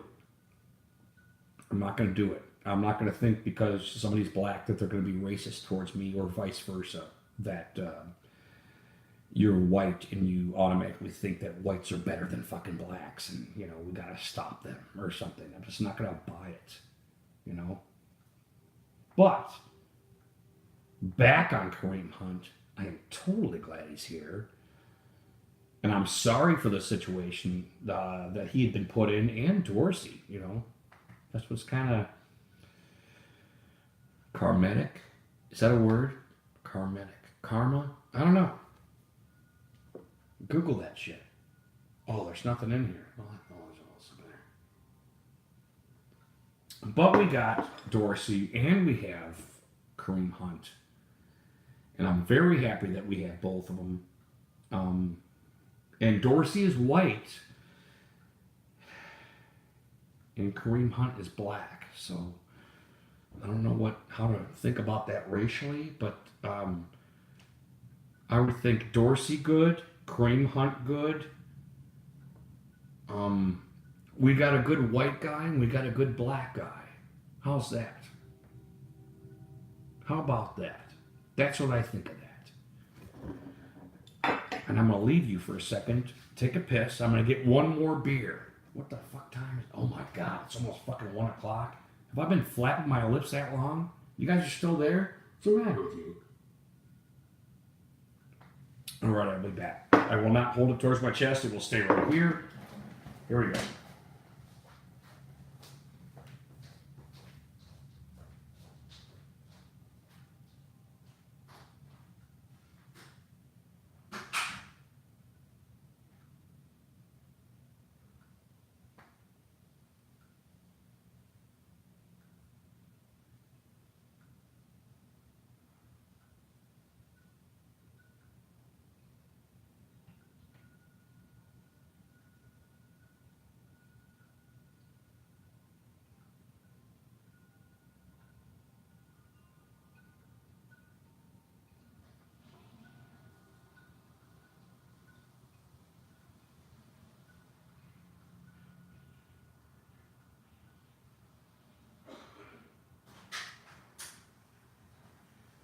One more beer. One more beer. God, these are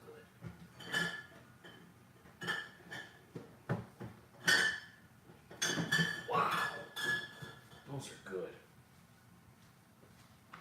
All right, here we go. We're going to pour another one. And one more beer. You guys are sticking around with us. We'll hang around. I'm trying to think of what else I actually want to talk to you guys. If you guys are still here, I haven't looked. But first, most importantly, wow. I can't say enough about this. I really can't. A very drinkable beer. I'm still able to articulate my hypothesis. Ooh, that's a bigger head than I anticipated. I think I poured it too furiously. Wow, that's a big ass head. That's a big ass head. It's like a third. That's anyway.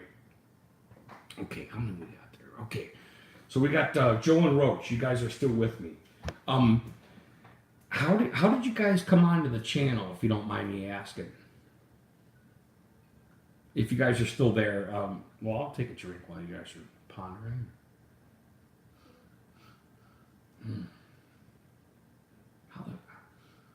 I don't smell coffee.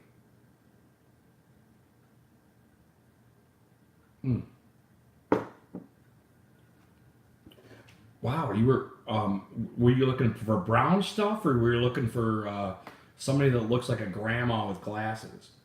Which search were you doing? If you don't mind me asking.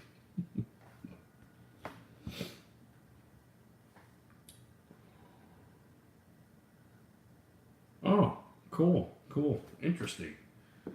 Yeah, I don't mean to press you guys. I'm not going to press you guys into answering a bunch of shit about yourself. I was just curious because there's an analytics page for tubers. Once you start a channel. Oh, that a boy, Joe. All right, awesome. You guys ever think about what do you guys do that's good? You guys ever think about starting a YouTube channel or anything like that? Or you guys got to do something. You got to have some gift, right? God gave you some gift. What do you guys do that's cool? Besides drink, sake or whatever.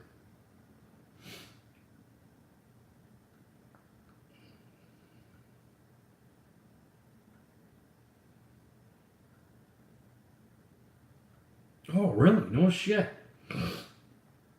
That's cool. How would you guys roll? What do you got? What's your passion? What do you guys love? Because I really do love this. I love talking to people. I like drinking beer, and I love the Browns. And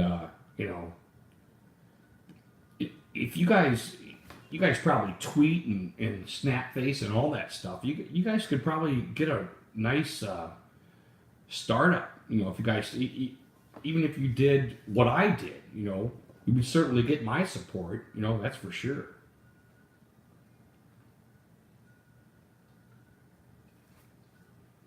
I'd like to think of ourselves as brothers, Brown's brothers. God damn, that's good.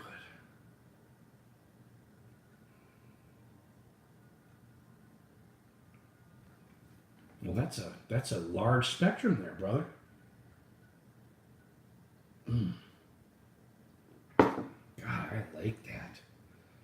It's not, it in no way, shape, or form has this annoyed me at all. That's very good beer. Very good beer. So what music you guys are you in? Roach different in your music tastes, or do you guys perform? Are you guys artists?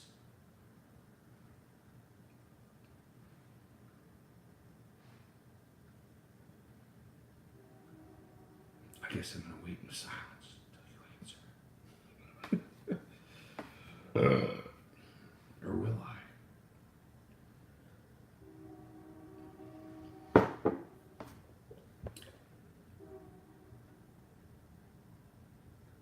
And you guys grew up together.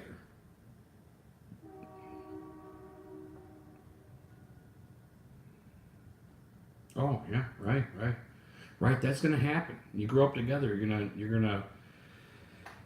gonna hang around the dudes that you enjoy the same thing. So I definitely get that, no doubt. God damn, it's still good. Let's try the old head test. Oh, it's gone before I even put it back down.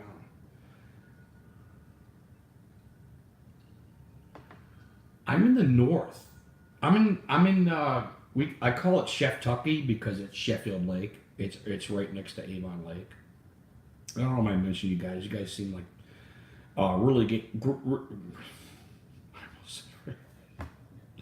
really great guys, and yeah, I'm about I don't know 500 feet from the lake here, and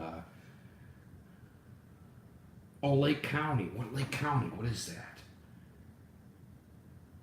Okay, you got Lorain County. I'm in Lorain County. Cuyahoga County. Lake County is south.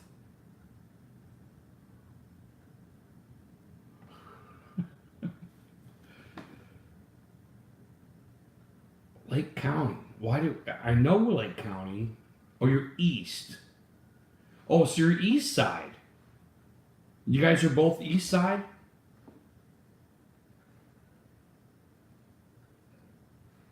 slick. Wow. Cool. Awesome. Well, that's cool that you guys are so fucking close. That's awesome. God damn, this beer's good. See? Look at that. Look at the webbing on that now. Look at that, holding still. You know what? You know why? I just realized. Why is this webbing so good right now? Because it loves itself. That's how good it is. No way. Oh, you guys are right on the lake. No shit. That's fucking awesome. Look at that, guys. This beer is so good it loves itself. Look at that. The more I drink it, the better the webbing gets. See, I've never looked at that before. As I kept drinking, that's great webbing right there. I mean, that's like I'm here for good. Look, there's no slouch or anything with what's there. That is a very attractive beer right there. I'm going to tell everybody I know this, personally. Looks like a guy right there. You see that? Look at the guy. See his eyes and his nose and his mouth? Look at that. It's kind of scary, actually. It's like one of them fucking creepy pastas or something. He's got a hole right here. Wow. What part of Florida did you live in, if you don't mind me asking? I'm gonna drink my little creepy pasta guy away.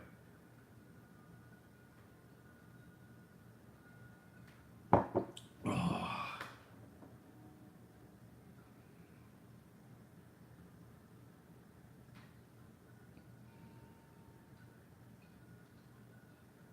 Wow, Bradenton, I never heard of that.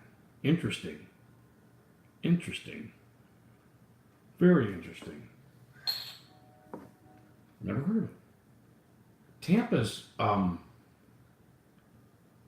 southern, right? Oh, right in the Gulf. Ooh, that's fucking awesome. So you guys would fucking see sharks all the time and shit, right? Sharks scare me. Something about the sea that the sharks just fucking rule, you know?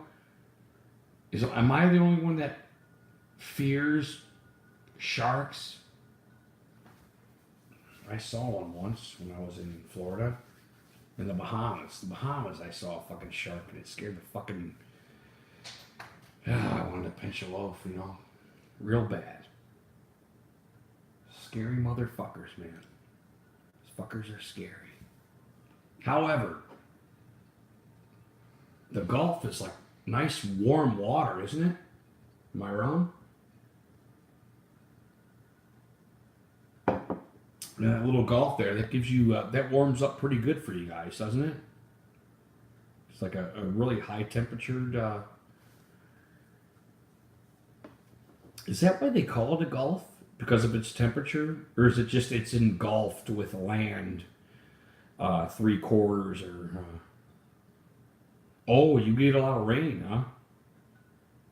Interesting. Interesting. Yeah, rain can suck. I was never anti-rain, but I get where...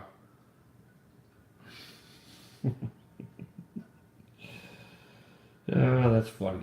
That is funny. Yeah, I was never... rain never bothered me, I don't think.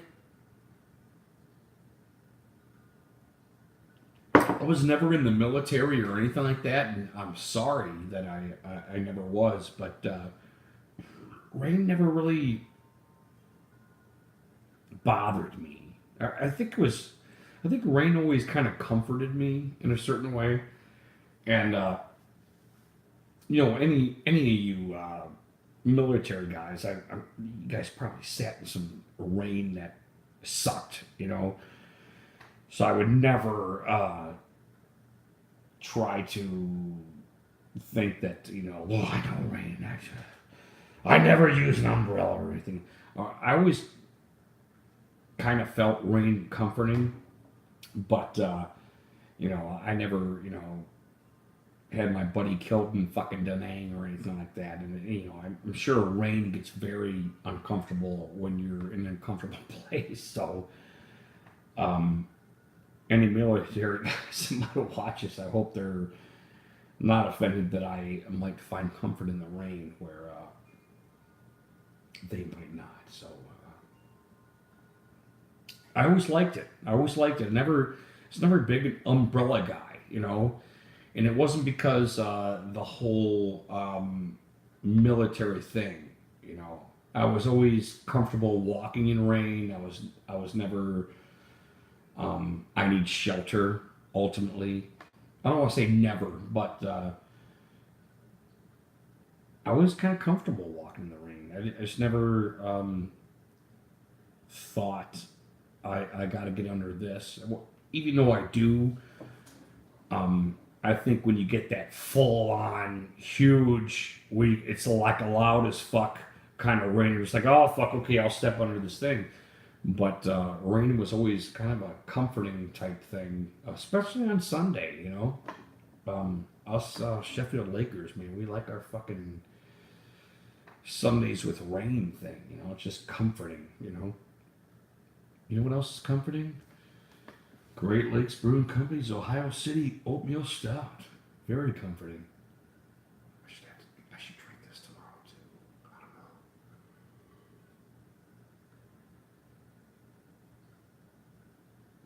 know. Okay, I'm gonna save that last fucking sip.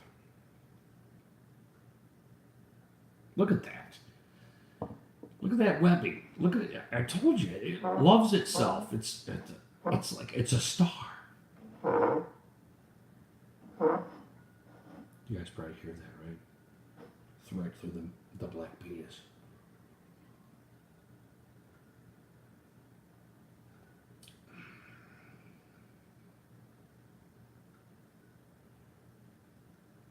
Well, Joe, I'm going to have one more beer, and I mean it. Uno mas. Because that fucking last drink. Ooh, is it the last drink? Nope.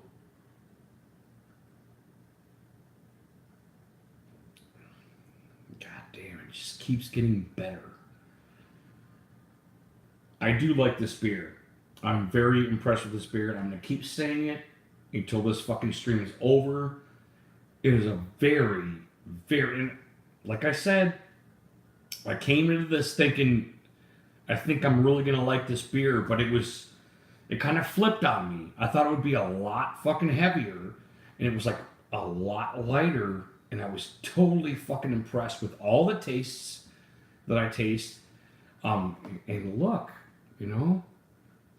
Oh, Joe, is that your big boy, Dortmunder? Look at all that. Look at all that. Look at all that webbing. All I needed to do is have more than one beer. Look at that. That impresses me. Put your hand on a woman, put your hand on a beer. I mean, look at that.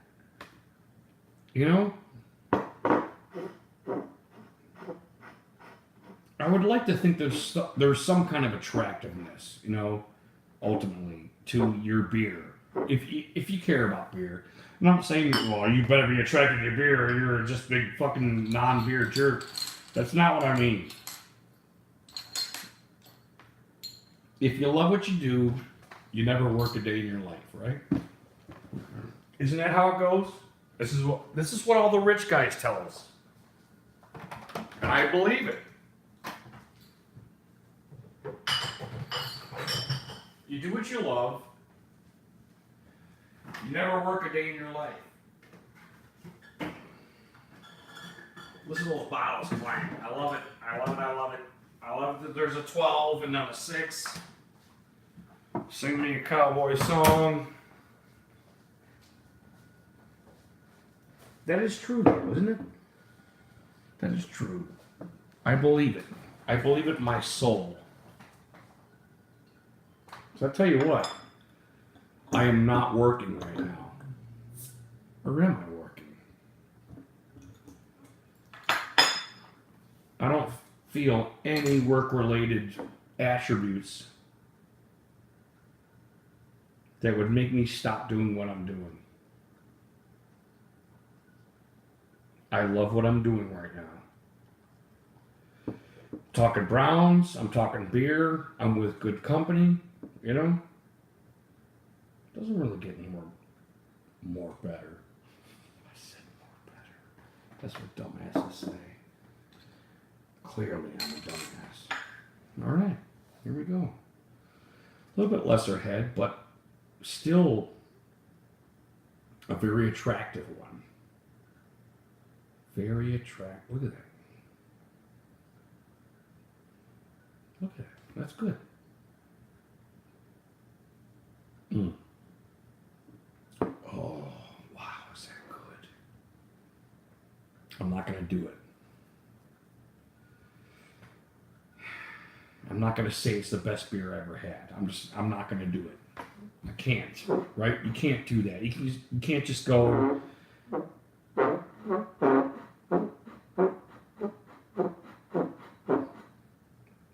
Is that funny? It's not funny.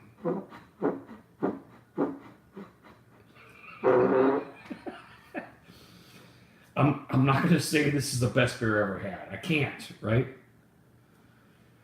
I can't do that. You can't try 3 beers and say this is the best beer I've ever had. Or is it that I'm just getting buzzed and I'm on like, I don't know, 5 now? I think it's 5. Like I said, I lost my analytics a while ago. But I really, really like this beer. Like a lot. Yes, Joe, yes. That is why we are here. We must move forward. You know, we got to move forward in, we got to work harder, right? We got to get in better physical shape. You know, our spirit, we must embrace the fact that maybe we're not the only entity that runs the world, and we gotta find the best beer. Is that number 4? Wait, I mean, we can reverse that. Okay, you gotta find the best beer. What was the other thing? It doesn't matter. I really like this, like a lot, man. And I'm as I keep going, as I keep articulating the character of this beer, especially as I keep drinking them, and it keeps hugging that glass and that like keeps putting it over the edge for me. I know that's fart sounds. However, it was that one thing, wasn't it? Yes, I agree. It makes me want it more. Look at it. Okay, I'm not trying to make fart sounds. I'm actually trying to turn the glass so you can see it. Look at it. Look what it's doing to me. Everybody enjoys a great body, right? Everybody loves a Corvette. Everybody loves a hot chick. And I fucking chimp flung gung my fucking black penis there. That is a very promising beer. And I am shocked that I just fucking heard like this week that Great Lakes had this.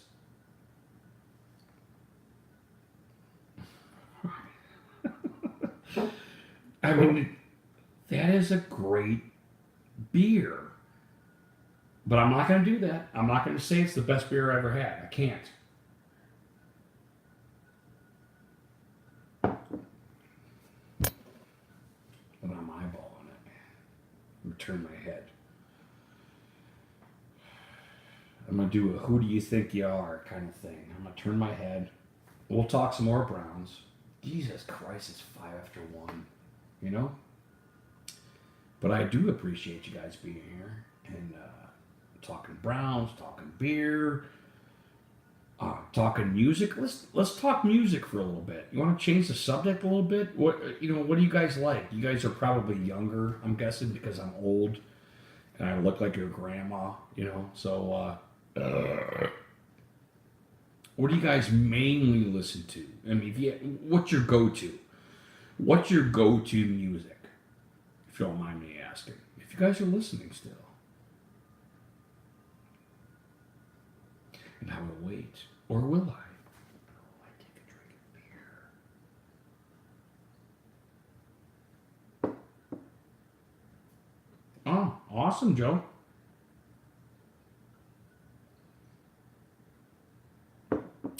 Holy shit. I just smelled coffee.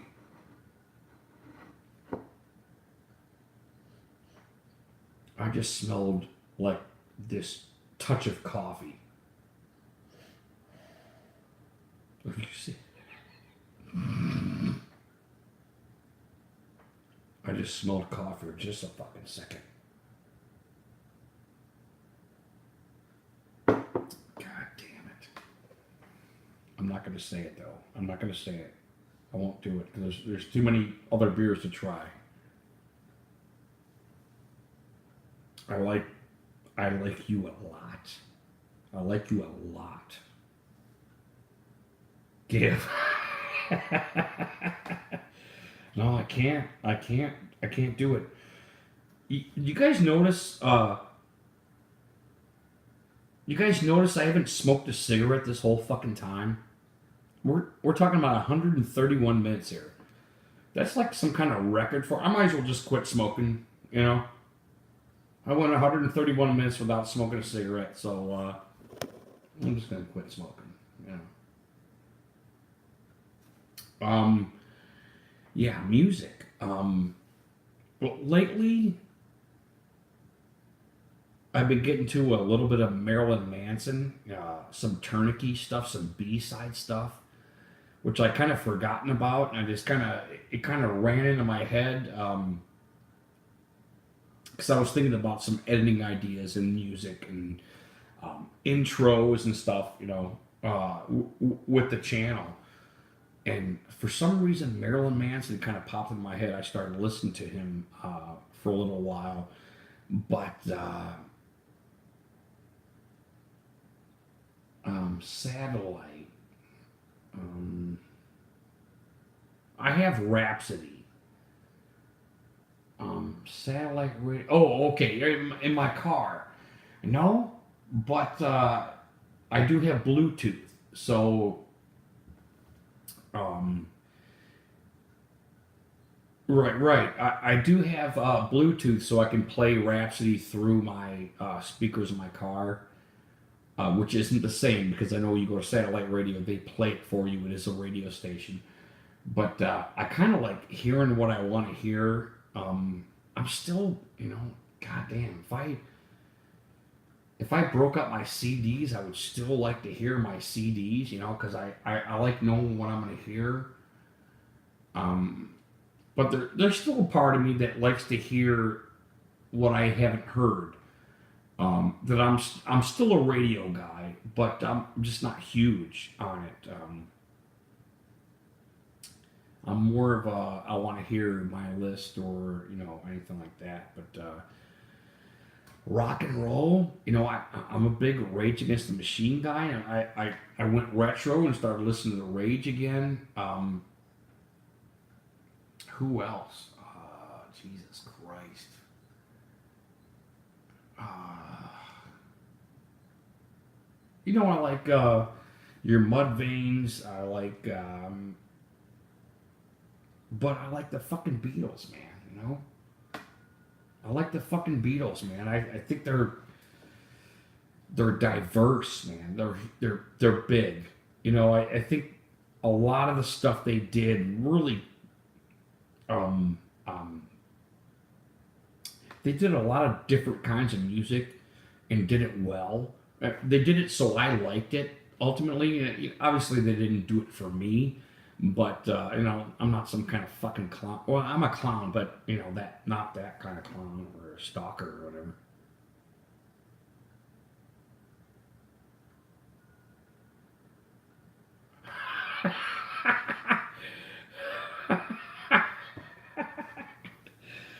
That's hilarious. Joe, you have too much time on your hands.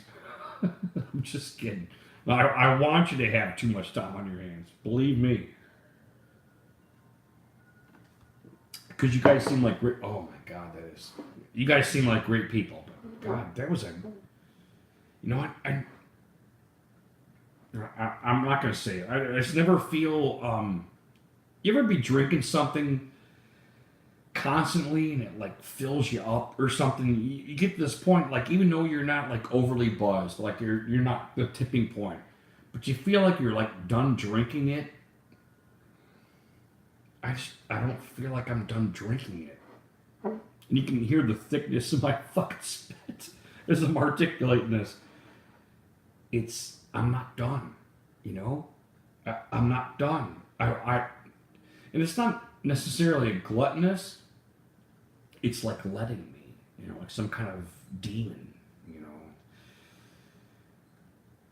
It's letting me keep drinking it, you know, like it's putting me in some, I don't know, scenario or something. But I'll keep drinking it because, you know, damn those demons. Anyway, back on music. I really do like a lot of different stuff. Country is like, I think the only one, you know, I'm not trying to be a jerk towards country because I like bluegrass and a lot of, you know, I like a lot of banjo stuff. I think is really kick-ass. I'm not trying to be a hipster, but some of those rhythms are just fucking kick-ass. I just kind of want to fucking move or whatever. But besides country, I pretty much like everything, you know. I mean, I really do like a lot of stuff. I like fresh stuff, you know. And there isn't as much out there. I think we're kind of going through a lull here. Kind of like those new. I don't know how old you guys are, but you remember the Nirvana that lull in music? There was this huge lull in music, and like Nirvana came along and kind of blew up the scene, you know, or scene.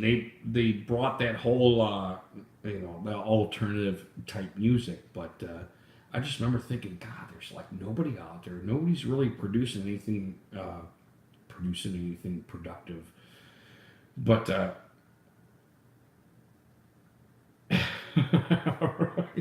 so I think my wife has fucking satellite, you know. I'm just kind of one of those. What do you call it? You know, I chop my own wood. You know, I try to do that. I try to act like, you know, everything works because of me. I'm one of them fucking guys, you know. But, you know, ultimately, it's probably the other way around. You know, everything kind of works because of my wife, you know, in a certain sense. But I think half of it works because of my wife. Half of it works because of me. But I try to be that kind of hands-on guy, you know, until I get tired and then I take a fucking nap. You know, I'm one of them dudes. But she still has a satellite. I did not embrace a satellite yet. But I know there's a lot of cool fucking stuff out there, man. You know, I know I did have it when I bought my my Forte. You know, I'm a cheap ass, so I went as cheap as I could go with my latest automobile, and they give you the Siri for 6 months, and I really did enjoy it, but when it was gone, I was just kind of like, yeah, it's gone. What am I gonna do? You know. And I listen on the Browns radio and 92.3, and I really do like to hear what's. Oh right, and then you kept getting it because they keep giving you deals. You know, they kept giving me so many deals. My wife took it, you know, and I didn't. But it's all. God, is that good?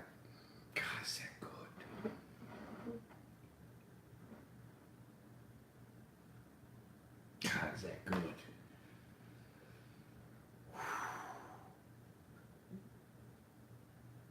Joe, I'm telling you. This beer is really good.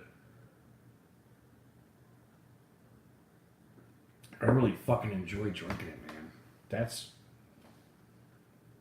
I'm not scared, though, you know? It's a good beer. It's wholesome. Wholesome doesn't scare me, you know? I don't think, we've been on here a while, haven't we, guys? I mean, it's not like we're watching the Browns, we're pounding, and we're getting fucked up, and we're yelling and screaming, and Baker's throwing a fucking touchdown in the end zone. I feel pretty good right now. I don't feel fucked up, and I'm gonna spill drinks on bitches or anything like that. And they're not bitches. I just they're women. Allow me to re-articulate, but I don't feel like I'm spillage in the village or anything. I'm holding my own, certainly, or am I? But I really like this beer. I think God, it was just so well done. I'm totally impressed with this beer. I am not going to say it's my favorite, but I'm totally impressed with it, as opposed to other Great Lakes beers. Let me say that. Can I say that?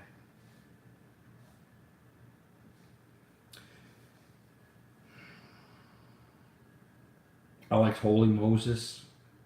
What was the other? Lock Tender was another one I thought was like superior. Like it grabbed me. Lock Tender was another one. I was just like, wow, that's a good beer. I really like that. It impresses me. Holy Moses was another one because I'm a Belgian wheat guy. I do like those long tastes. Not necessarily the short ones. Wow, I am blown out of the water with this beer, and I am. I'm not going to do it. I'm not going to dive into the abyss. It is not the best beer I have ever drank.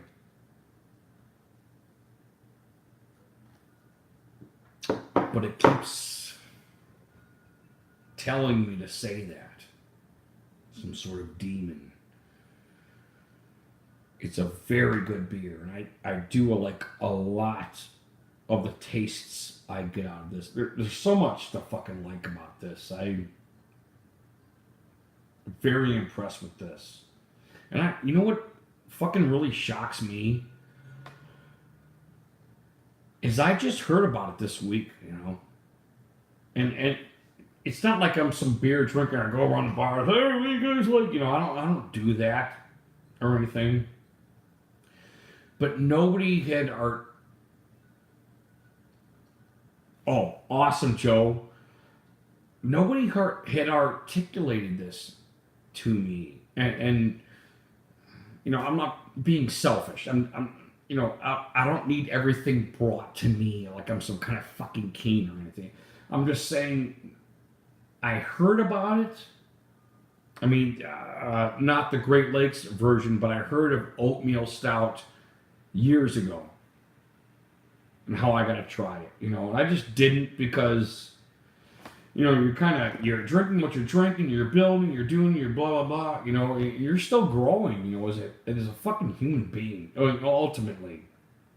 And it really does matter on you, but not you, but I mean us as individuals. Your life's changing, everything's happening to you. What's happening in your life has to have some kind of fucking impact on your taste. It just has to. Everything has to change the way you do things. Ultimately, I'm not saying I need change. I'm just saying, everything that happens to you up until now is it's who you are. Ultimately. And I might change from this. However, I did hear about this a long time ago. I never tried it, and I'm late in the fold, and I'm very impressed with this beer. I'm very impressed. Not only am I happy and buzzed, I like being buzzed. That's what we do. You know, you have to admit, I want to drink a beer because I want to get fucking buzzed. However, I want to enjoy that process. I want it to be big, you know, and Great Lakes did that for me. I want it to take a long time for me to get to this point, you know. I want longevity, and that's ultimately, if I had a word for this beer, it's longevity. That's what I want. That's what I love. I can stick around for a while. I'm not some clown, you know. I mean, I am, but I mean, not worse than I would have think, you know. And that's a good fucking beer, and it's me. I think. I don't know. Might be me. I mean, I didn't make it. You know. I didn't make it. They are the architects of something fucking beautiful, and I think this is a beautiful beer. I put the B in front of it. That is very good. It's not scared. I'm not scared. I embrace. I say, have at it. Because that is a good light drink, and that's a good light drink. And it just looks so heavy, you know, from the head. And look at the head that's still there. You know, I drink, you know, 3/4 of it.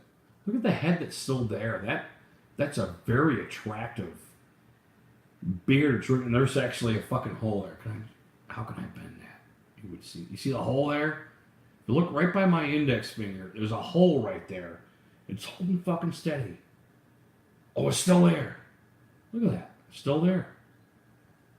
There's something solid about this beer, but it's like light enough to like drink a bunch of them, which I really like. Because I'll have a fucking Coors Light. Yeah, good head. I'll have a Coors Light. I'll have a PBR. You know, PBR, if you guys remember us. I won't, this, though, I'm a little bit devastated by this, man. I have to admit. And as time keeps going on, I really like this fucking beer. I mean, I don't know if they do this all year round or they just do it in the winter.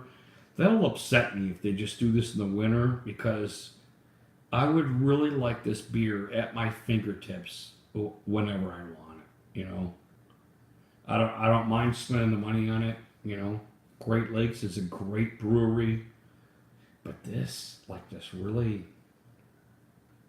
impresses me. If I would talk about beer for a half hour, I don't know.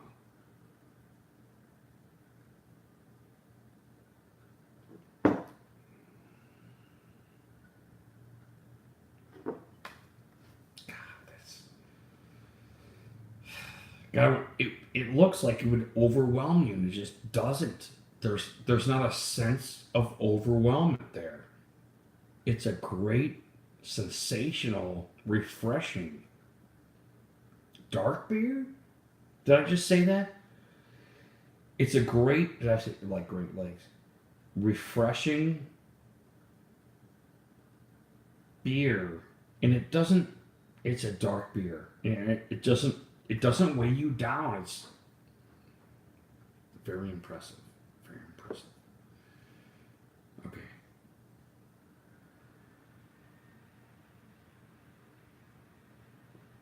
Oh, how you guys doing? You guys okay out there? I think I left a little sip in here. I could be wrong. I'm not going to make fart sounds with the beer, okay? I won't do it. It's too empty. Nope, slower.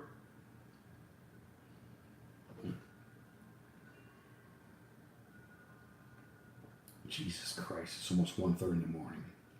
Well, I don't know.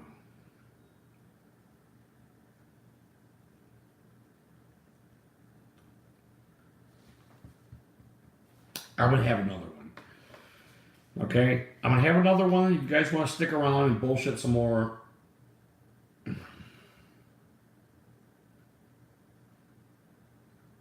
All right. Okay, I'm gonna do that. I'm gonna piss. I'm gonna grab another beer.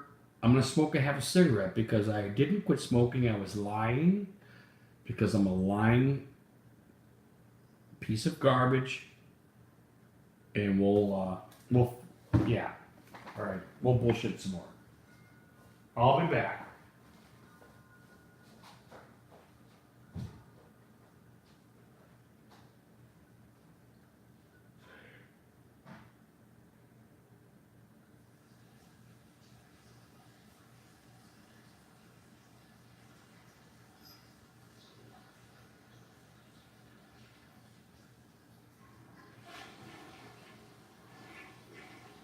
I hope you guys didn't hear that.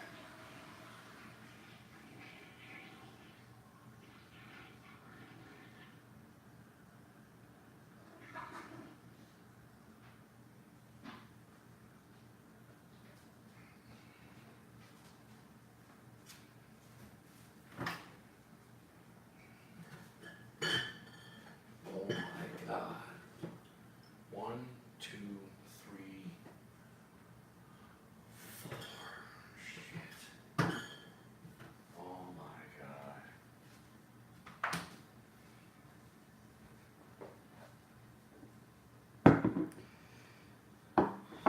I'm gonna have to fire my analytics department. I think I've had more of these than I got on paper, but we're gonna pull another one anyway. Because you know what? I really fucking like these, man. I like them a lot. Ooh, I didn't want it to drop in there right out. Oh, that's too big a head. Yeah, that's upsetting. We'll smell it though. It smells good. Right? Ooh, that's good stuff. Good stuff. Right, Ash? Ash is my cat. He's an imbecile. But we love cats though, because they like eat a bunch of other shit. You gonna come do a stream with me? Alright guys, hold on. I'll be right back. I'm gonna let this settle. You see my finger?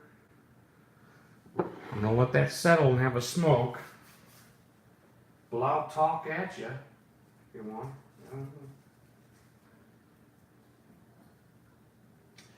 I got a fire going, so it's like fucking 90 degrees in here.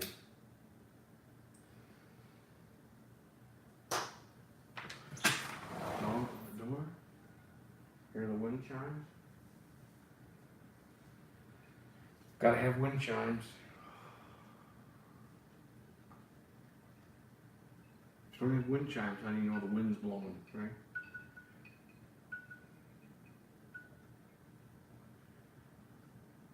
Yeah, that was too furious a pour there. That's too much. That's sit and wait for your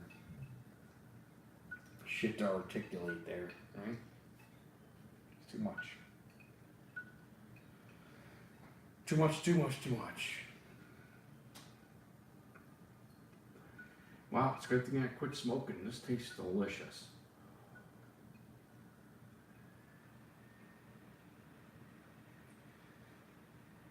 When I get in front of the camera, I'm going to ask you guys what you guys are smoking. If you don't mind me. I think it's legal to, like, ask that now. And get an answer. I don't know. I could be wrong. I like to think that the U.S. kind of embraces smoke. Except for cigarettes. That kills women, children, and elderly, and minorities, right? Faster.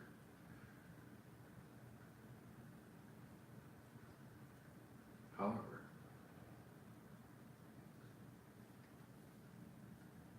wow. I haven't had a cigarette since, it's fucking 1:30.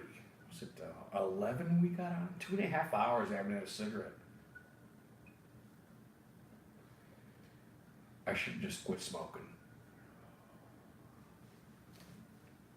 I just love smoking so much. It's a break, you know? It's a break from reality. It's a break from, not reality.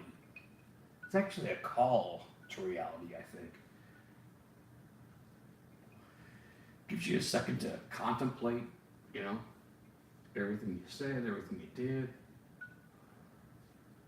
It's a break. It's smelling the roses. You know, that's what it is, I think. Whether you like cigarette smoke or not, it's a smelling the roses type thing, I think. I love that mic because I can talk and I know you can still hear me, but I can't see what you guys are saying because I'm away from the monitor. And I'll keep talking because I'm a fucking clown. Alright, smoke out. Here we go. This is the last one and I mean it. Anybody want a peanut? If you like, what is that? Princess Bride, right? Okay, here we go. I can't even really see. Okay, we got. Looks like we got Roach and Joe. Oh, that is the last one. That's it, right? Are you guys smokers? By chance, if you don't mind me asking, putting it on YouTube.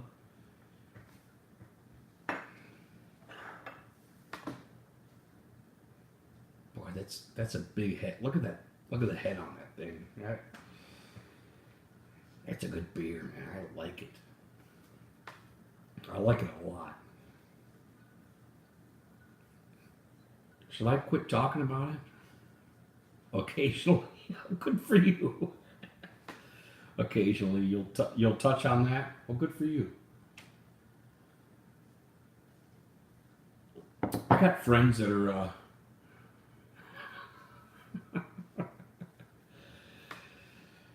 Right. You wouldn't be Kyle, right? Without smoking every day, right? I got friends that smoke often, you know. I mean often, you know. They I don't know if you guys know this, but I don't smoke marijuana, which might be upsetting for some of you, but yeah, I don't smoke. I like my alcoholic beverage, you know. I'm not a big smoker. I'm just not, you know. Teenage years, I was a big smoker, you know. I mean, that's what I did, you know. I smoked,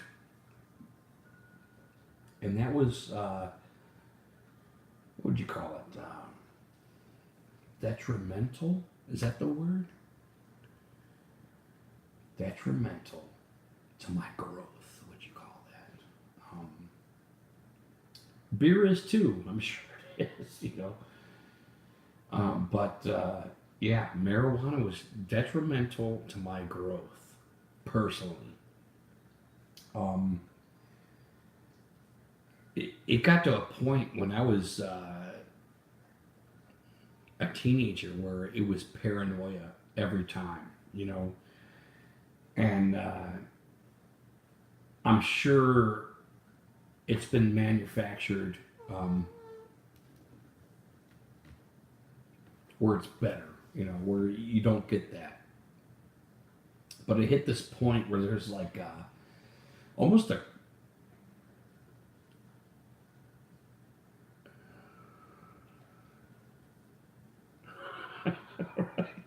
right. But you know, me personally, I was Zach's.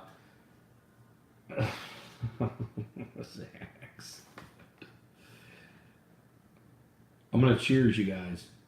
Thanks for sticking around. Thanks for hanging out.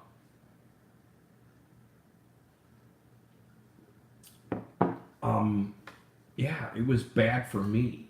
It hit a point where it was just bad for me.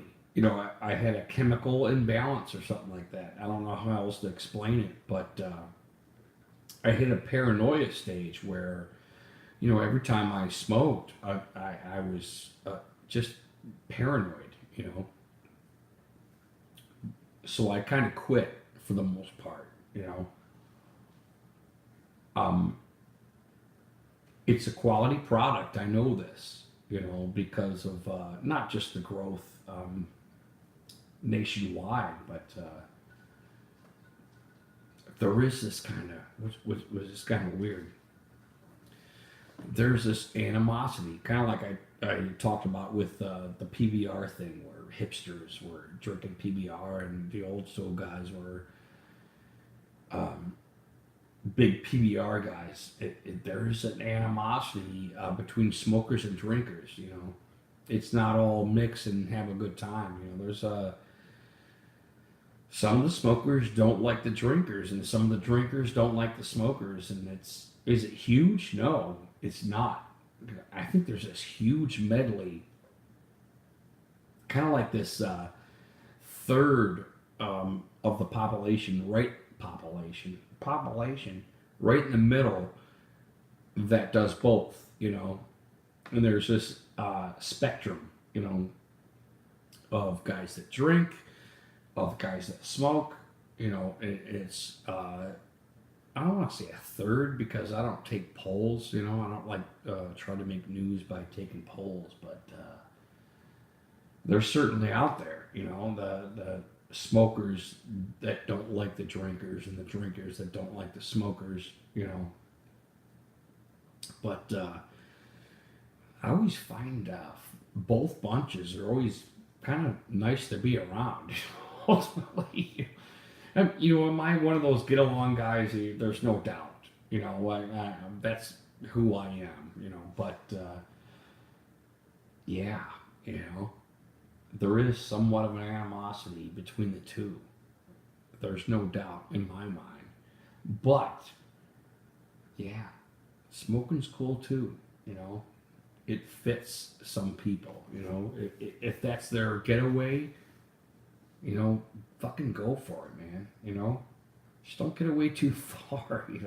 We don't want to veer that much from reality. And I think I probably articulated that in some of my other video. I sound like I'm fucking breathing myself to death. Reality's cool, man.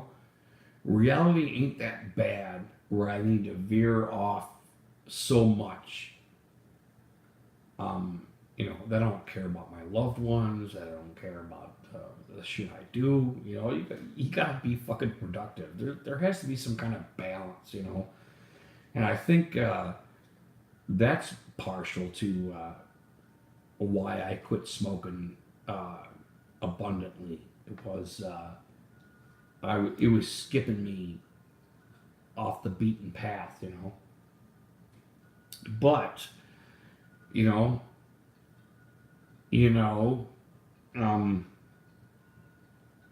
beer is my ammo, Browns are also my ammo, They get me fucking going. And the more I watch the Browns, the more I want to drink, that whole thing. Jesus Christ, I'm gonna scoot you. Look at that. Look at that webbing. God damn, I can't say enough about this because it really performed late, which really impresses me. That fucking impresses me, man. Look at that. I'm gonna leave that there. I'll take a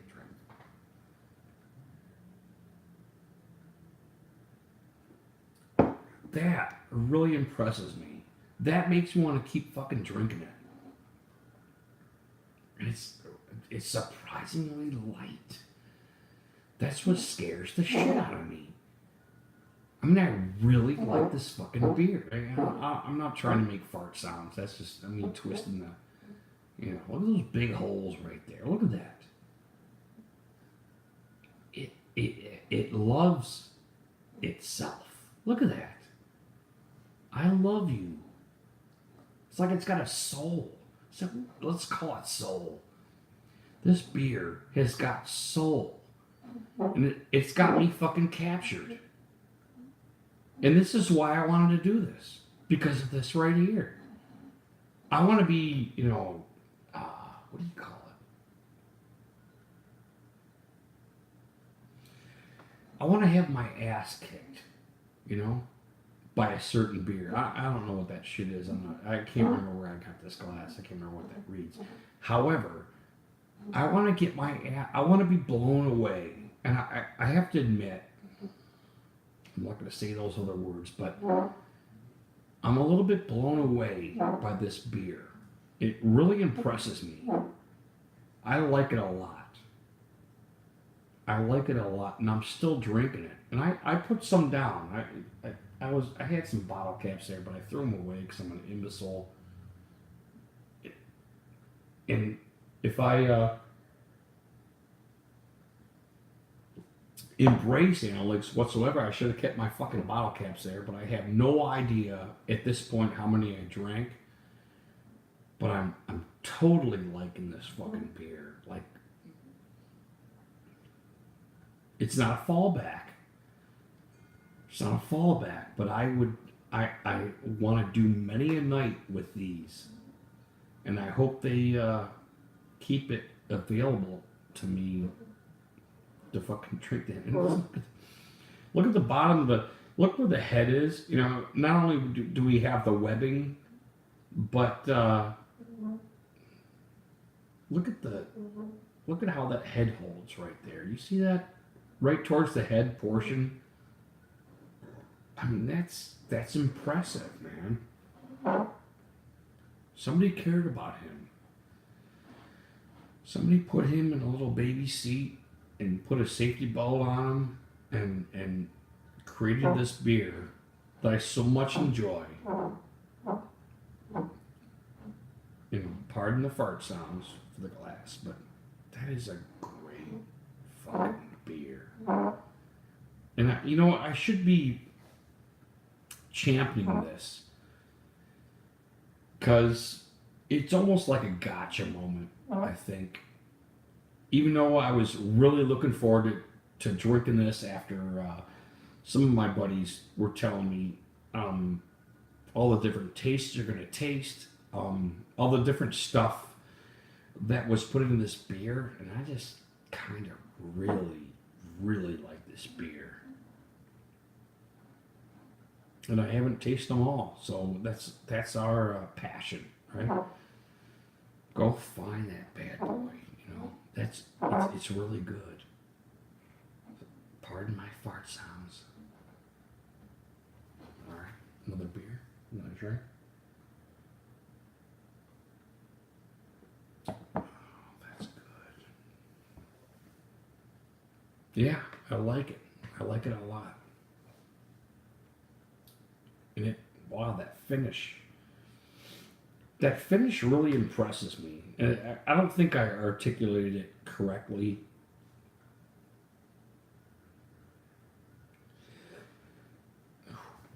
You hear when I inhaled right there? Because it has enough girth where I kind of got to keep swallowing. Like it has soul. I don't want to go soul. No, not soul. I mean, it does have soul, but when I took that drink and you just heard me inhale, did you hear all that webbing? You heard that thrust backwards. Depth. Yeah, depth. Depth sounds good. It got kind of sticky, and when I inhaled, you probably heard that. It's got a lot of things to it.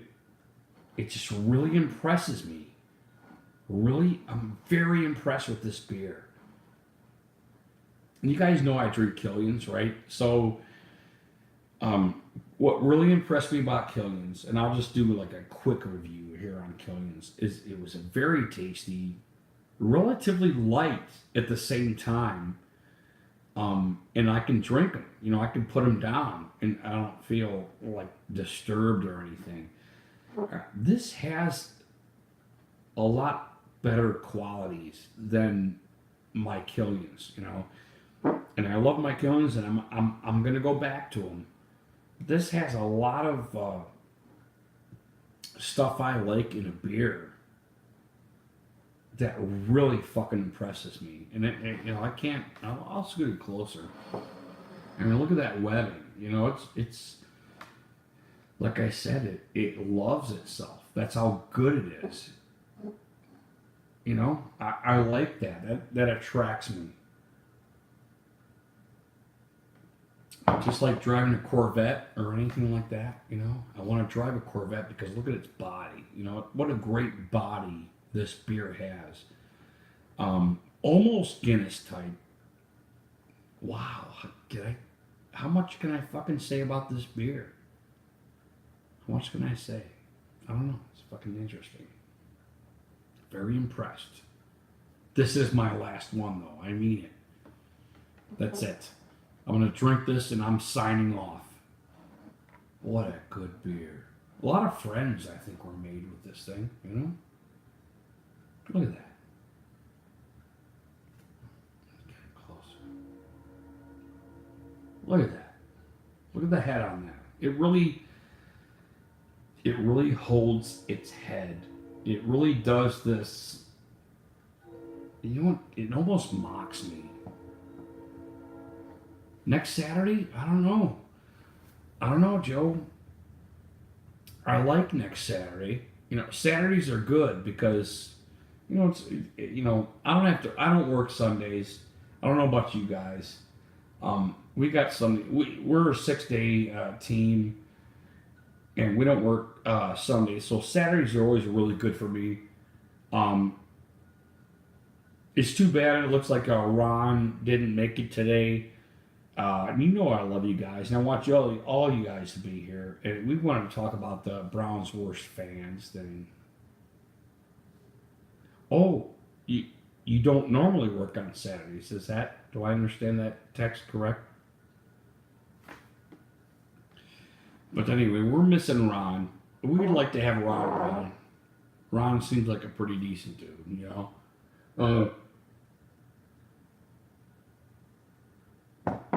But yeah, I like the Saturday thing because, like I said, I ain't gotta work in the morning, and I don't have to get up or anything. And it's a nice capitulation of what's going on with the Browns for the week. I feel by Saturday we kind of hear what the media is saying about the Browns. So on both sides of that, both Bear side and Brown side, which is what we are. I do like Saturdays, man. Last Friday was kind of a tribute to Ron, you know, because just like you guys, he was one of the guys that stuck with us throughout all the streams, and we're not doing any T-shirts or editing or anything like that a lot of the YouTubers are doing yet. So, we try to give somewhat of a tribute to everybody that's subscribing out there, and because we love you guys. You guys are awesome. You guys make this channel. If you think anything that got on today was because of me, it's not true. It really isn't. You guys' interaction. This is why I love doing the fucking live stuff, where you guys can chime in and tweak and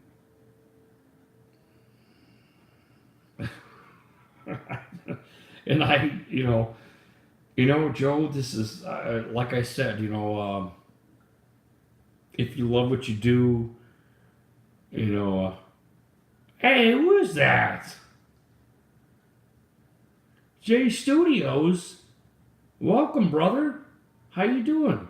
Oh shit, do I gotta keep drinking? Holy fuck. G Studios just chimed in. Am I looking for an excuse to have another fucking beer?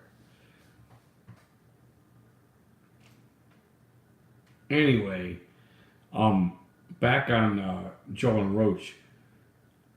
What the fuck was I saying? Oh, yeah.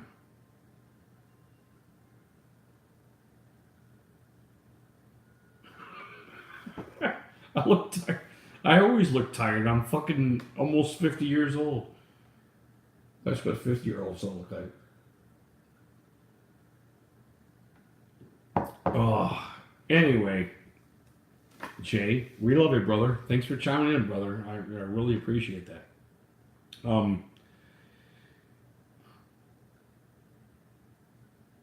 You guys really do make the channel. You do, you know. Yeah, I mean, I mean that. You know, that's kind of what I wanted to do here is kind of. God, this is gonna sound fucking gay. I don't want, you know. I really don't want to sound gay. You know, we all grew up. You know, all the friends make fun of you because you're fucking gay or whatever. I really wanted to get this kind of brotherhood of this Browns trend kind of going on YouTube. This yeah, I don't want to say Cleveland area because it is Browns first. It is NFL, and we use like I said, we use the NFL, and we use the Browns as our catalyst. You know, it's really easy to get on, you know, fucking YouTube and say you're a Browns fan and I got this black fucking penis in my face, you know, and talk about Browns and, you know, articulate it as we're doing it. So, you know, anybody can do this, what we're doing, but I do want to, I want to keep stomping the yard, you know, with Browns fans and everybody that fucking joins this channel, you know, is so welcome to be here. You guys really do make this channel. I mean, I'm just some fucking clown, you know, talking into a fucking black penis here, you know? So, I mean that. I believe that. Once I started going, that we would accumulate you guys, and you guys are good, you know. The black bean. Right? You see that? Oh, okay. That is how it happens. It has to happen naturally, you know. You got no roots, you know. If you don't go out and talk to the guys that like yourselves and get your guys' opinion, you know. And I'm not gonna just veer off because of what you guys say. I'm just saying, your guys' input into this channel, it really does make everything, and I mean that. It's so easy, you know, to talk to you guys because think about this, you know, like 96% of all people, you know, think about this. What I'm about to say here, I'm not going to get political. I'm just saying about 96% of all people are pretty good citizens, you know. I mean, it's so easy to just come out in the open and some good person would come out and be like, hey, I like this good dude, you know. It's really relatively easy because there are so many good people out there to do what we're doing here on the Rudy G Funk channel. So I don't want this channel to be thought of bigger than what it is, you know. It's it is what it is. You know, it's okay. Well, we do drink beer here. No, they're very, very good beer. Am I gonna have another fucking beer? Jesus Christ, it's fucking 5-2, you guys, and it's all your fault. See how that is? You know, I just blame it all on you, and I can have another beer. You see, you know what? Ultimately, I'm just selfish. You know, I'm just selfish. However, back on the startup of the. I do love it. I do love it. This channel, you know, and this is where I embrace you guys starting your own channels, you know. I would really like to see a Browns base throughout the nation, ultimately. Not necessarily because of me, because, what's that? Oh, I got some fucking YouTube shit just announcement. Anyway.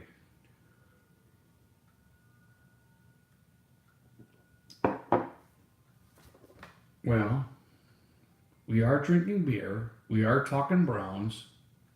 We are appreciating everybody that's here. Everybody here. And I sound like a fucking total retard, but that's okay. Because America loves retards, right? So I'm going to stop being retarded. I'm going to stop telling you guys how great you are. Okay? I'm done with that. Because I already did. How many times I got to tell you guys how great you are? You know, before you get it in your skulls, you know. But we are a channel as a whole, ultimately. As small as it is, you know. You guys do make this channel. There's no doubt about that. Your interaction. You know, I was watching... You know, take anybody that you really dig on YouTube, and they do these live chats. There's like fucking 300 of them at a time. How can you even read the fucking messages that are coming in? I mean, not only am I blind, I'm not blind. I'm farsighted, but it's hard for me to read near shit. However, you ever go to a live chat room and like there's so much fucking shit streaming? It's like, how the fuck do you react to that? You know, and it's hard not to have that happening. I mean, because of tweet and Snapface and friends and blah blah blah. You know, they can't keep up with what you guys are messages. I really like seeing your guys' messages and what you guys say. Because, you know, all the guys we got on our channel that come in and chime in, even our non-brown guys, you know, that come in, they've always been really respectful and really really cool, and that's fucking awesome, you know. Right? Well, yeah, Joe, you're right. You're right. For the most part, what you guys do really does make this channel. Okay, I'm gonna drink this beer. If I have another beer, I'm gonna die. I'll die right on this table with this black penis in my face. My father will be so pissed. Anyway,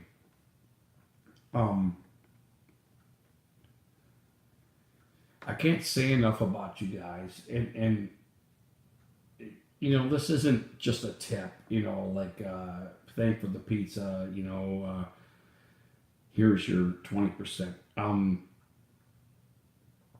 It really is the interaction with you guys that makes every cast that we've ever done. You know, you look back and you watch our stuff, and some of the best moments are you guys interacting with us.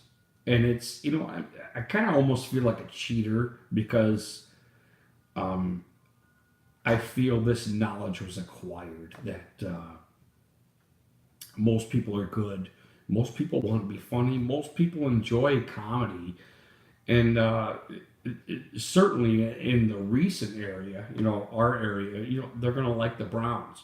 So when we do these Browns casts, that I really think are awesome because we really do get you guys that are non-Browns fans in here chiming in, and they've been nothing but spectacular. I have to be honest with you. It's not just the Browns fans that we really enjoy having. We like all you guys. One of my biggest. What the fuck was that? Was that Oakland? Was Oakland one of my biggest jump ins? I think for my channel. Everybody was really relatively respect. I mean, I have very little trolls at this point, and I embrace trolls. I think this one chick that I watch, she made a really great point that trolls really make you better. If you're on your game, if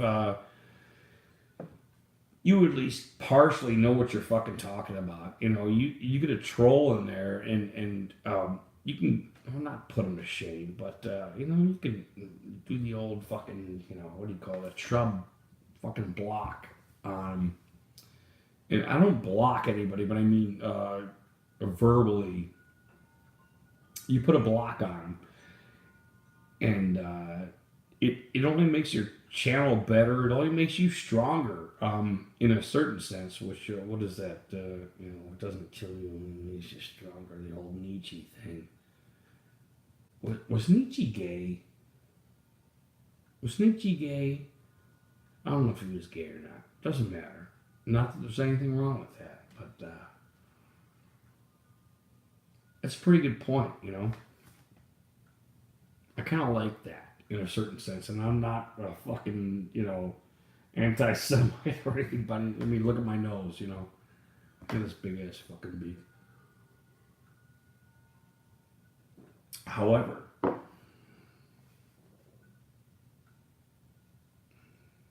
Nietzsche said some cool shit, man.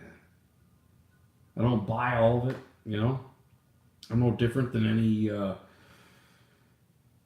American or freedom lover, There's some stuff, man, that I really dig, and I think adversity is something that we should all fucking deal with early, Not about talking about like fucking up your kids or anything, or like throwing hammers at them or anything. I'm just saying there's gotta be a certain disparity between somebody that's dealt with a lot than somebody that hasn't dealt with a lot. Which is why sports are so great for the youth, I think. How did I turn this around into some kind of fucking commercial for youth sports?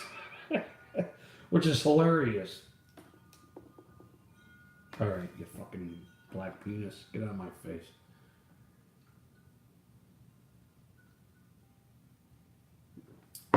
I mean this. If I have another beer, I'm coming to get you guys. I got my last drink sitting there, and it looks delicious. It looks very delicious.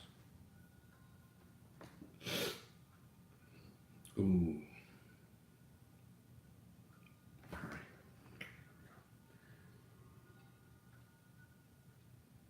Jesus Christ, it's 5 after 2. You know what I like about Saturday nights? Like I said before, I don't have to get up in the morning. Kids are taken care of. Wife's taken care of. There's, this freedom rant, ultimately. Is that what we're going on right now? A freedom rant? We're going to talk about freedom? Because I love freedom. I love your freedom. Does that make sense? I'm not going to get political. I'm just saying. I love your freedom.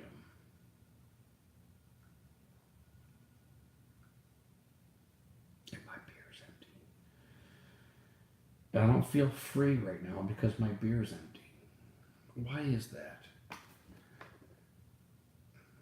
I don't understand that. Or do I? Well, I think I'm gonna take a piss. I'm gonna get a beer. Another one. I really love you, Mr. Ohio State. City. Oatmeal stout. I'm gonna get another one of those. I'm gonna sit and rant. I don't think we'll rant. Are we gonna rant? We're not gonna rant. No, we're not. We're gonna drink beer. We're gonna talk casually. And it's fucking 2:05. Are you guys hanging on still? You guys are still there? Or did you go to the store and get oatmeal stout by Great Lakes, Ohio City? What did you guys do? You guys went and did something, didn't you? If you guys went to the fucking state store and went and buy this fucking oatmeal stout, you guys gotta tell me. But if you guys are sitting there and idle, you guys are playing Halo or something, you know, gotta let me know. But I'm gonna take a piss, I'm gonna get a beer, I'm gonna get a half a smoke in here, I think. But it's gonna be quick. So stick around.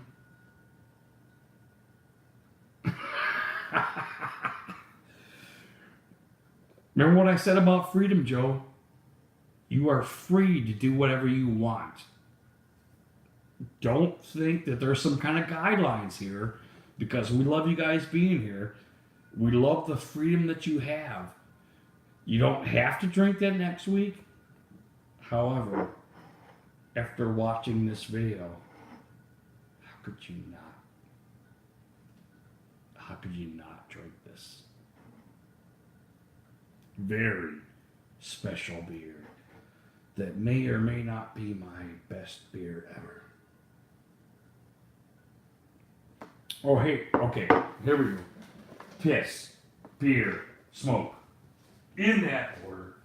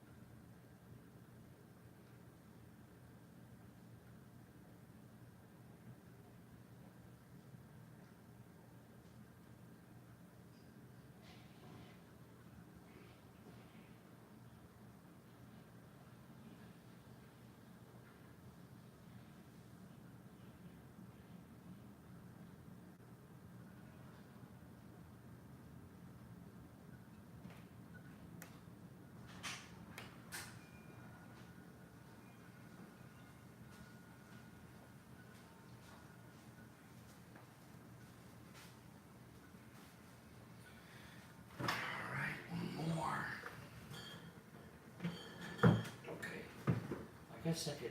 Oh. Wow. This might be 8. 8? 8.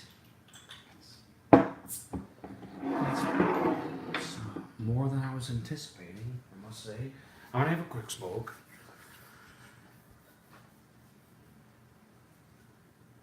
Please enjoy not seeing me.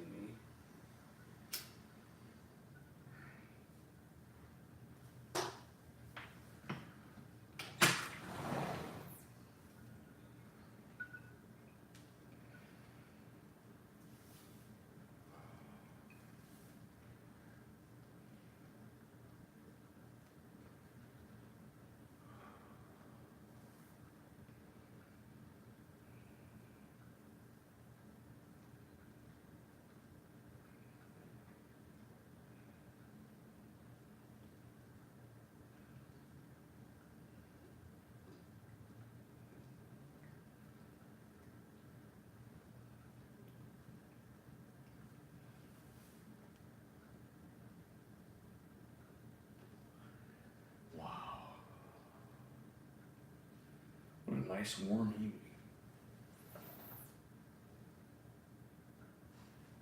What a nice warm winter evening, I must say. Very impressed with the weather. Impressed with my smoke. Impressed with my beer.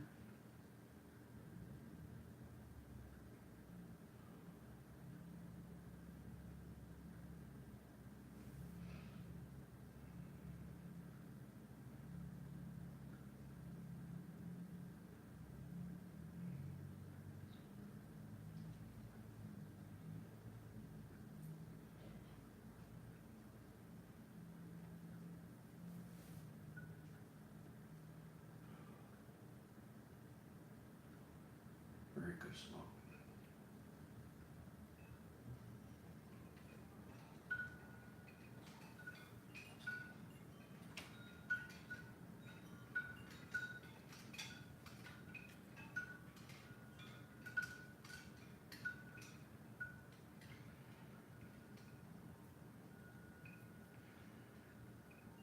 Interesting.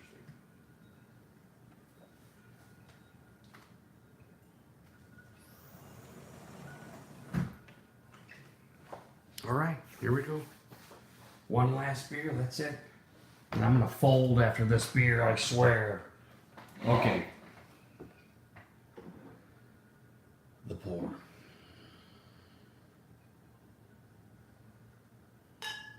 Oh, fuck, I touched the bottom of the glass. That's, I'll pay for that. I swear. Oh, what a, that was a good pour, actually. Despite the touch of the glass with the bottle, because you don't know what happened to this bottle, you know? You don't know. Pretty fart sound, sorry about that. Pretty good head, pretty good pour. Very impressive. So, smell it first. Oh, that's good.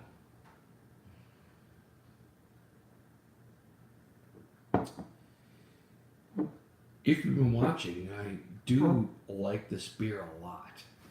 Anyway, let's talk about the Bake Man, guys. If you guys are there, one of you guys are there, let's talk about the Bake Man. You know, very interesting subject, isn't it? You know, as a Browns fan, I keep trying to like pull him down somehow. I think mentally. And I think it's a Browns mentality. Browns goggles.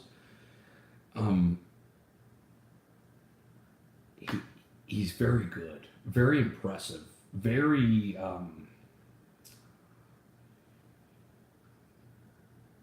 he achieved a lot more than I ever would have imagined. You know, his downtown accuracy was, if you guys watched our live streams, uncanny. It was very impressive. He had some underthrows that he got away with, but 'cause, you remember that talk about when defensive backs turn their backs to their receivers. Some of those throws were a little bit underthrown. However, what a fucking champion, We got ourselves a champion here, and that's very impressive. And this is, I'm gonna add Kareem Hunt onto this. The weapons that he's gonna have if we hold steady, and I'm gonna refer to our last beer test, the PBR test. One of our conversations was about Duke Johnson getting traded or why do that? Why trade a weapon to somebody else that might be so valuable to you at this point when his back on the stock reference was so marketable 2 years ago, And I know he gets his money, and I don't want to say money is nothing because we're paying him. But why would you do that when you have so much talent on offense and worried about stuff like Antonio Brown or Odell Beckham getting on our team? What these faces of talent on our offense give the defense. Think about what are the fucking linebackers thinking if they see all three of these guys back there? What do you think they're thinking? I mean, back on what me and Stumbler were talking about last weekend, which I'm terribly sorry that he is not here this week with me, and we'll try to get him next week. Stumbler sightings are rare, but they're true. They're true. The Stumbler lives and breathes. Having these three guys back there really takes so much off of the big man's shoulders. Ultimately, I really think this type of backfield opens up our receivers to blossom. Is that an articulate word enough for you? Our receivers should blossom in this environment because the threat of the run and the dink and dunk is so fucking huge. And then you add the big man onto that, which is really icing on a cake and candles, you name it. Blow off some fucking, Billy Burke, graffiti. Our offense is like fucking huge right now. With Chubb, with what he did last year, and who he is with Hunt, and who he is, they're both very. How should I say this? They break through the line and they know they got 20 yards. You watch them, and they run with such fucking confidence that it has to pull the defense in. It has to. And if you got the big man who fucking doesn't, he'll fucking throw to your grandma. He will. He will throw to your fucking grandma. I know you can catch this, Graham. I'm going to put it about 60 yards downfield to you, and I know you can catch this, because you're, American or something. I don't know. You're in the NFL, so I can throw to you, and you will catch this. I know you will, and I love you, Grandma, for catching this. So I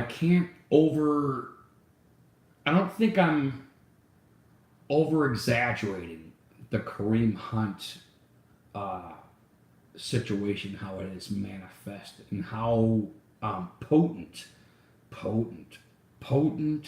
this offense could certainly be. It's our offense seems so much bigger, and you know I'm a huge. If you guys know this, you guys know I made the videos. Chubb is special. Chubb is special, and so is Kareem Hunt. I mean, he proved it. He put it on the fucking field. I see a great competition. And one thing, though, I think Kareem Hunt has over Chubb is the blocking. I think Kareem Hunt has proven that he can take guys down, not only just take them down, but he would take down guys at the line and he would still run a route and whoop their ass, you know? So the fact that this particular regime has this as at its fingertips, I think is pretty scary. So I kind of jump on the bandwagon that this offense is going to be a fucking factor, huge. I mean, big, scary, you know. And if we don't go defense in this draft, I mean, and get deep, I'd like to pull up some of our picks and get deep and get huge, you know. If this draft is defensively stacked like it supposedly is, you know, why not? I'm huge on it. Let's move up. Let's get some good fucking awesome fucking relief guys to help take some downs away from Garrett and Ogunjobi and Ogba, you know. Why not do that, you know? Because I feel that our offense is huge. Is it perfect? You know, obviously nothing's perfect in the NFL, especially when you got guys like Belichick that are like fucking tearing you apart because they just ran a certain system that alters your offensive scheme. But why not just fucking move up and start getting, you know, get 5 guys that you like or something, you know? Do we need 12? Do we need 14? Do we need 8? You know? Let's move up and get some depth in a lot of the situations that we would like to have depth at. And because I still believe my video is true, you know, getting rid of Nassib, Brantley, and Meter was kind of a kick in the balls to the defense, despite their mental capacity to stop whatever was coming towards them. I still kind of believe that, and I think this draft should solidify my articulation on what they did last year. Obviously, in my opinion, Dorsey thought it important to get the big man comfortable. Kitchens, in my opinion, thought what we should do is get the big man comfortable. I think they were in total agreement with this once Hugh left and was fired, that we need to get a system where this dude, we can unleash this guy, you know, the triple tight ends, the triple running backs, you know, the wishbone. They did a lot of stuff that protected the big man to do what he does best, which is kick your ass, you know. I mean, that dude can't wait to kick your ass. And Kitchens and Dorsey seem to totally fucking embrace that, you know. So, in my opinion, this is one of the better beers I've ever had.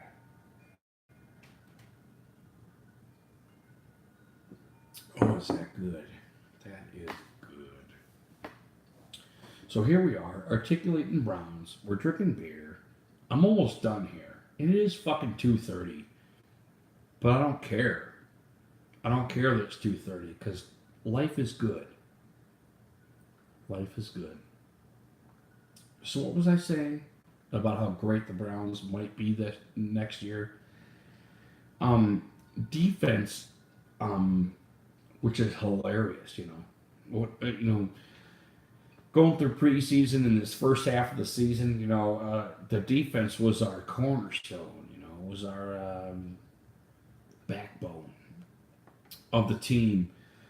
And as our offense started to articulate what a great talent we have there, our defense seemed to kind of wander off in the distance and become somewhat of a, not laughing stock. That's ridiculous to say that, but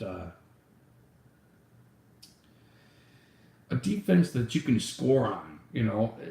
It became that. And that was a little disruptive, I think, for all of us as fans. To witness that, and I don't necessarily think it's all Williams' fault. I just don't. I think broad strokes were taken in this painting. Does that make sense to you? There were some something has to fucking give.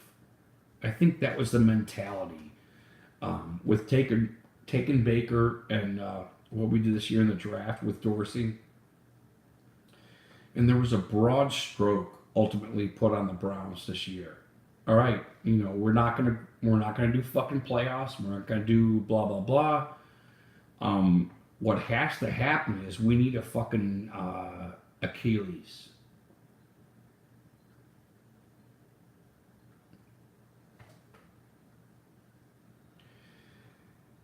We need our Achilles. We need our Achilles that fucking slashes and whoops the fuck out of everybody and stand back and plan and does all kind of fucking wonderful shit. We need our Achilles first, don't we? And what's hilarious is before Dorsey, ultimately everybody articulated this. If you don't have a quarterback, you're just not going to do well in the NFL. That was a huge Brown thing, a huge NFL thing. They were championing this too, and I think Dorsey understood the situation he was getting into, which was a good one for him ultimately. I mean, the cap space, you name it, the picks, everything. Was he was progressing, he was shooting forward, when he got here, and a guy of his talent really embraced the fact that, okay, I get it, I'm gonna fucking put a star out there, I'm gonna fucking put a LeBron out there. Is Baker a LeBron? He might be. He might be a fucking LeBron, It was a good job, he did what he was told. He got the best fucking quarterback out of the fucking college, That's what he did. And Dorsey's making his mark, I think Dorsey is going to be some kind of Hall of Famer or something by the time this is all said and done.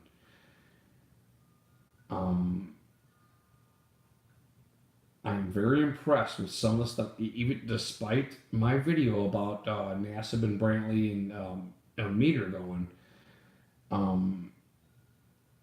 I get the feeling that they know what they're doing more than I do, and that I take solace. Well, I take great comfort in that this year in the draft that we're going to get the guys that we need And next year is going to be a very impressive year, and we're probably going to go deep in the playoffs next year, which is going to be totally fun. And you know, like I told you guys before, it's going to totally help this channel because you know the Browns, when they're winning, you know, if we keep going into the playoffs, it only helps this channel because we're all Browns fans and non-Browns fans. You know, and how much we appreciate that. It's going to attract more stuff like you guys that like to watch football. So, how have I ignored you for so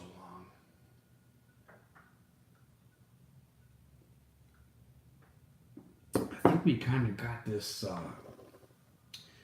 stars aligning, moons aligning, you know, you name it. With the Browns is it's peculiar in a certain sense. If you step back and you look at it, it's a little peculiar because of the last 3 years, what had happened, what has manifest with the Sashi thing, with the Dorsey thing, what's coming in with the Hugh thing, with the Freddie thing. You know what? Back on my other video, I just don't think Haslam is the idiot that we all make him out to be. That not that this was like necessarily his plan all along. Well, I'm gonna get Dorsey, I'm gonna fire Hugh, I'm gonna get Catchings, but certainly some kind of learning curve that's happening with the Haslams. And I want to give them a shout out every chance I get because they have a lot of money. They've done a lot in this community. You know, they don't hesitate to spread out the wealth, you know. Anyway, I like the Haslams here. You know, I don't buy into the media that the Haslams are like fucking garbage or something like that. I just don't. You know, Jimmy Haslam, I feel like I'd have a beer with a dude and bullshit about the Browns and want to hear his take on it, you know, or D for that matter. I don't feel that they're outside of us somehow, you know, despite the monetary value of them or anything like that. I mean, they seem like relatively down-to-earth people. And a couple of hints, you know. Obviously, Haslam was like, he was talking 2018, 2019 that, you know, we're going to start getting good, which is, you know, kind of right along with what's going on. I mean, it's not like he's some kind of fucking clown or anything. So I have to kind of fucking stick up for him too because try not to be a jerk, you know. I don't want to be a jerk to these dudes, you know. I don't want to just be a fucking jerk and say what's wrong because I'm trying to be a jerk. I think the Haslams are all right here. And I think as next year progresses, we're going to like them even more. That they made the ultimate decisions that were made last year and this year, you know? So, I don't know what your guys' take on it. And I'm just kind of fucking flapping my big ass lips, you know? But I like my big ass lips because I can drink this badass beer holding my Louis here. Very dark, very intricate, very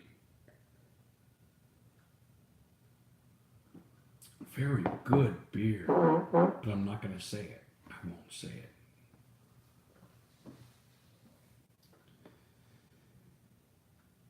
Can I call him cousin? Can I call you cuz?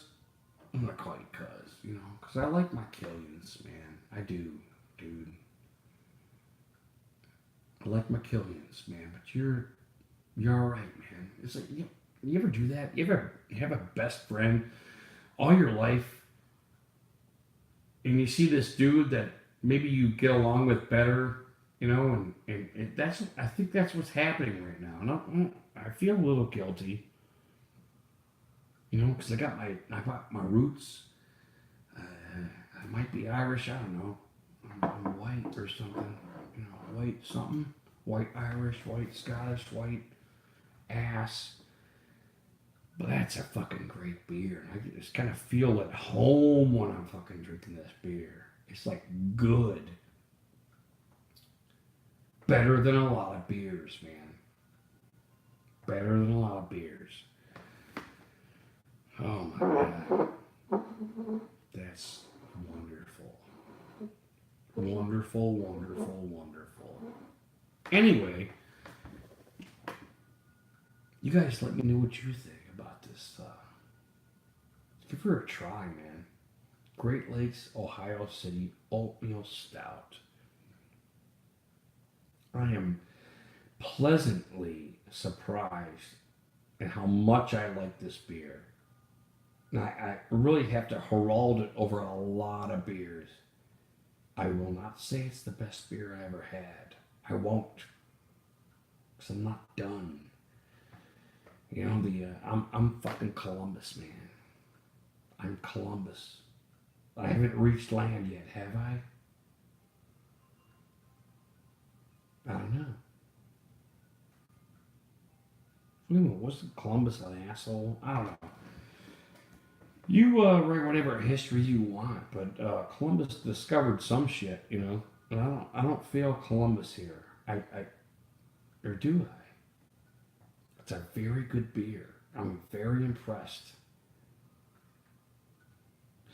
You know, maybe Columbus discovered like 5 different pieces of land, and like one of them he was like, you know, you guys all suck, but this is like kick-ass territory right here.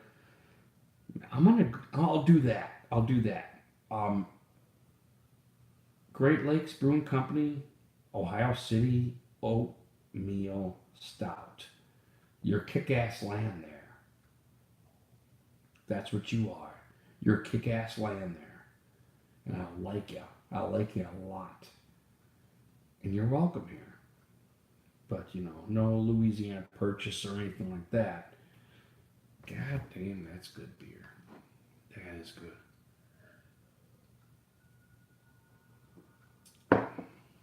Wow. How many have I had?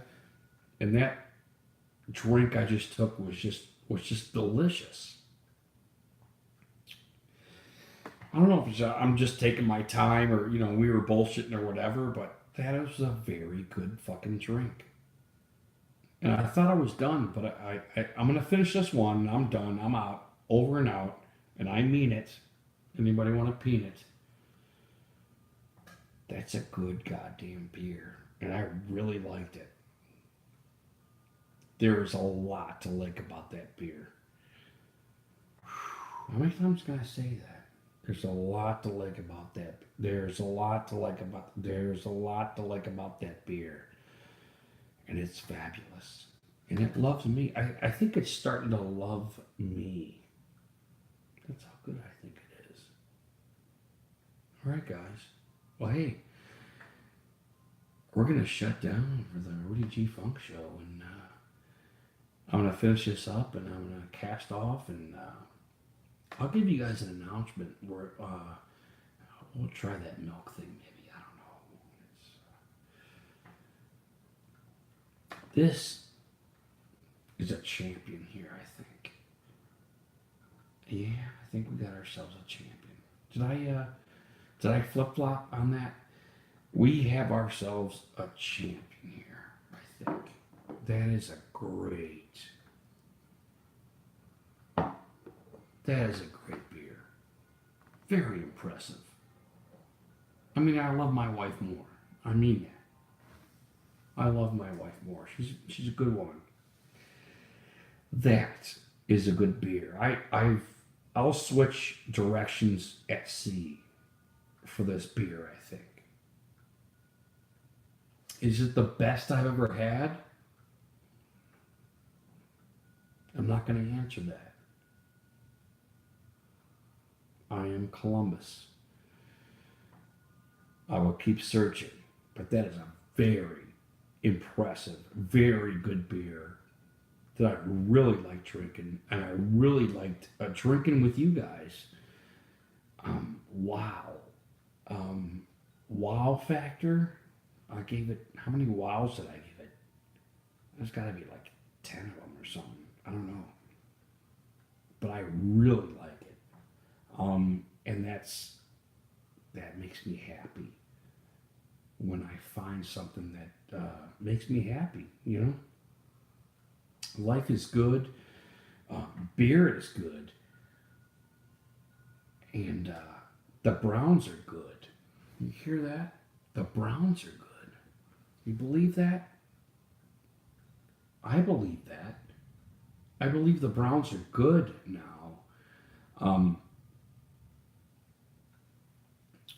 Are we going to deal with some adversity? Yes, we are going to deal with adversity, but it's okay because we got friends.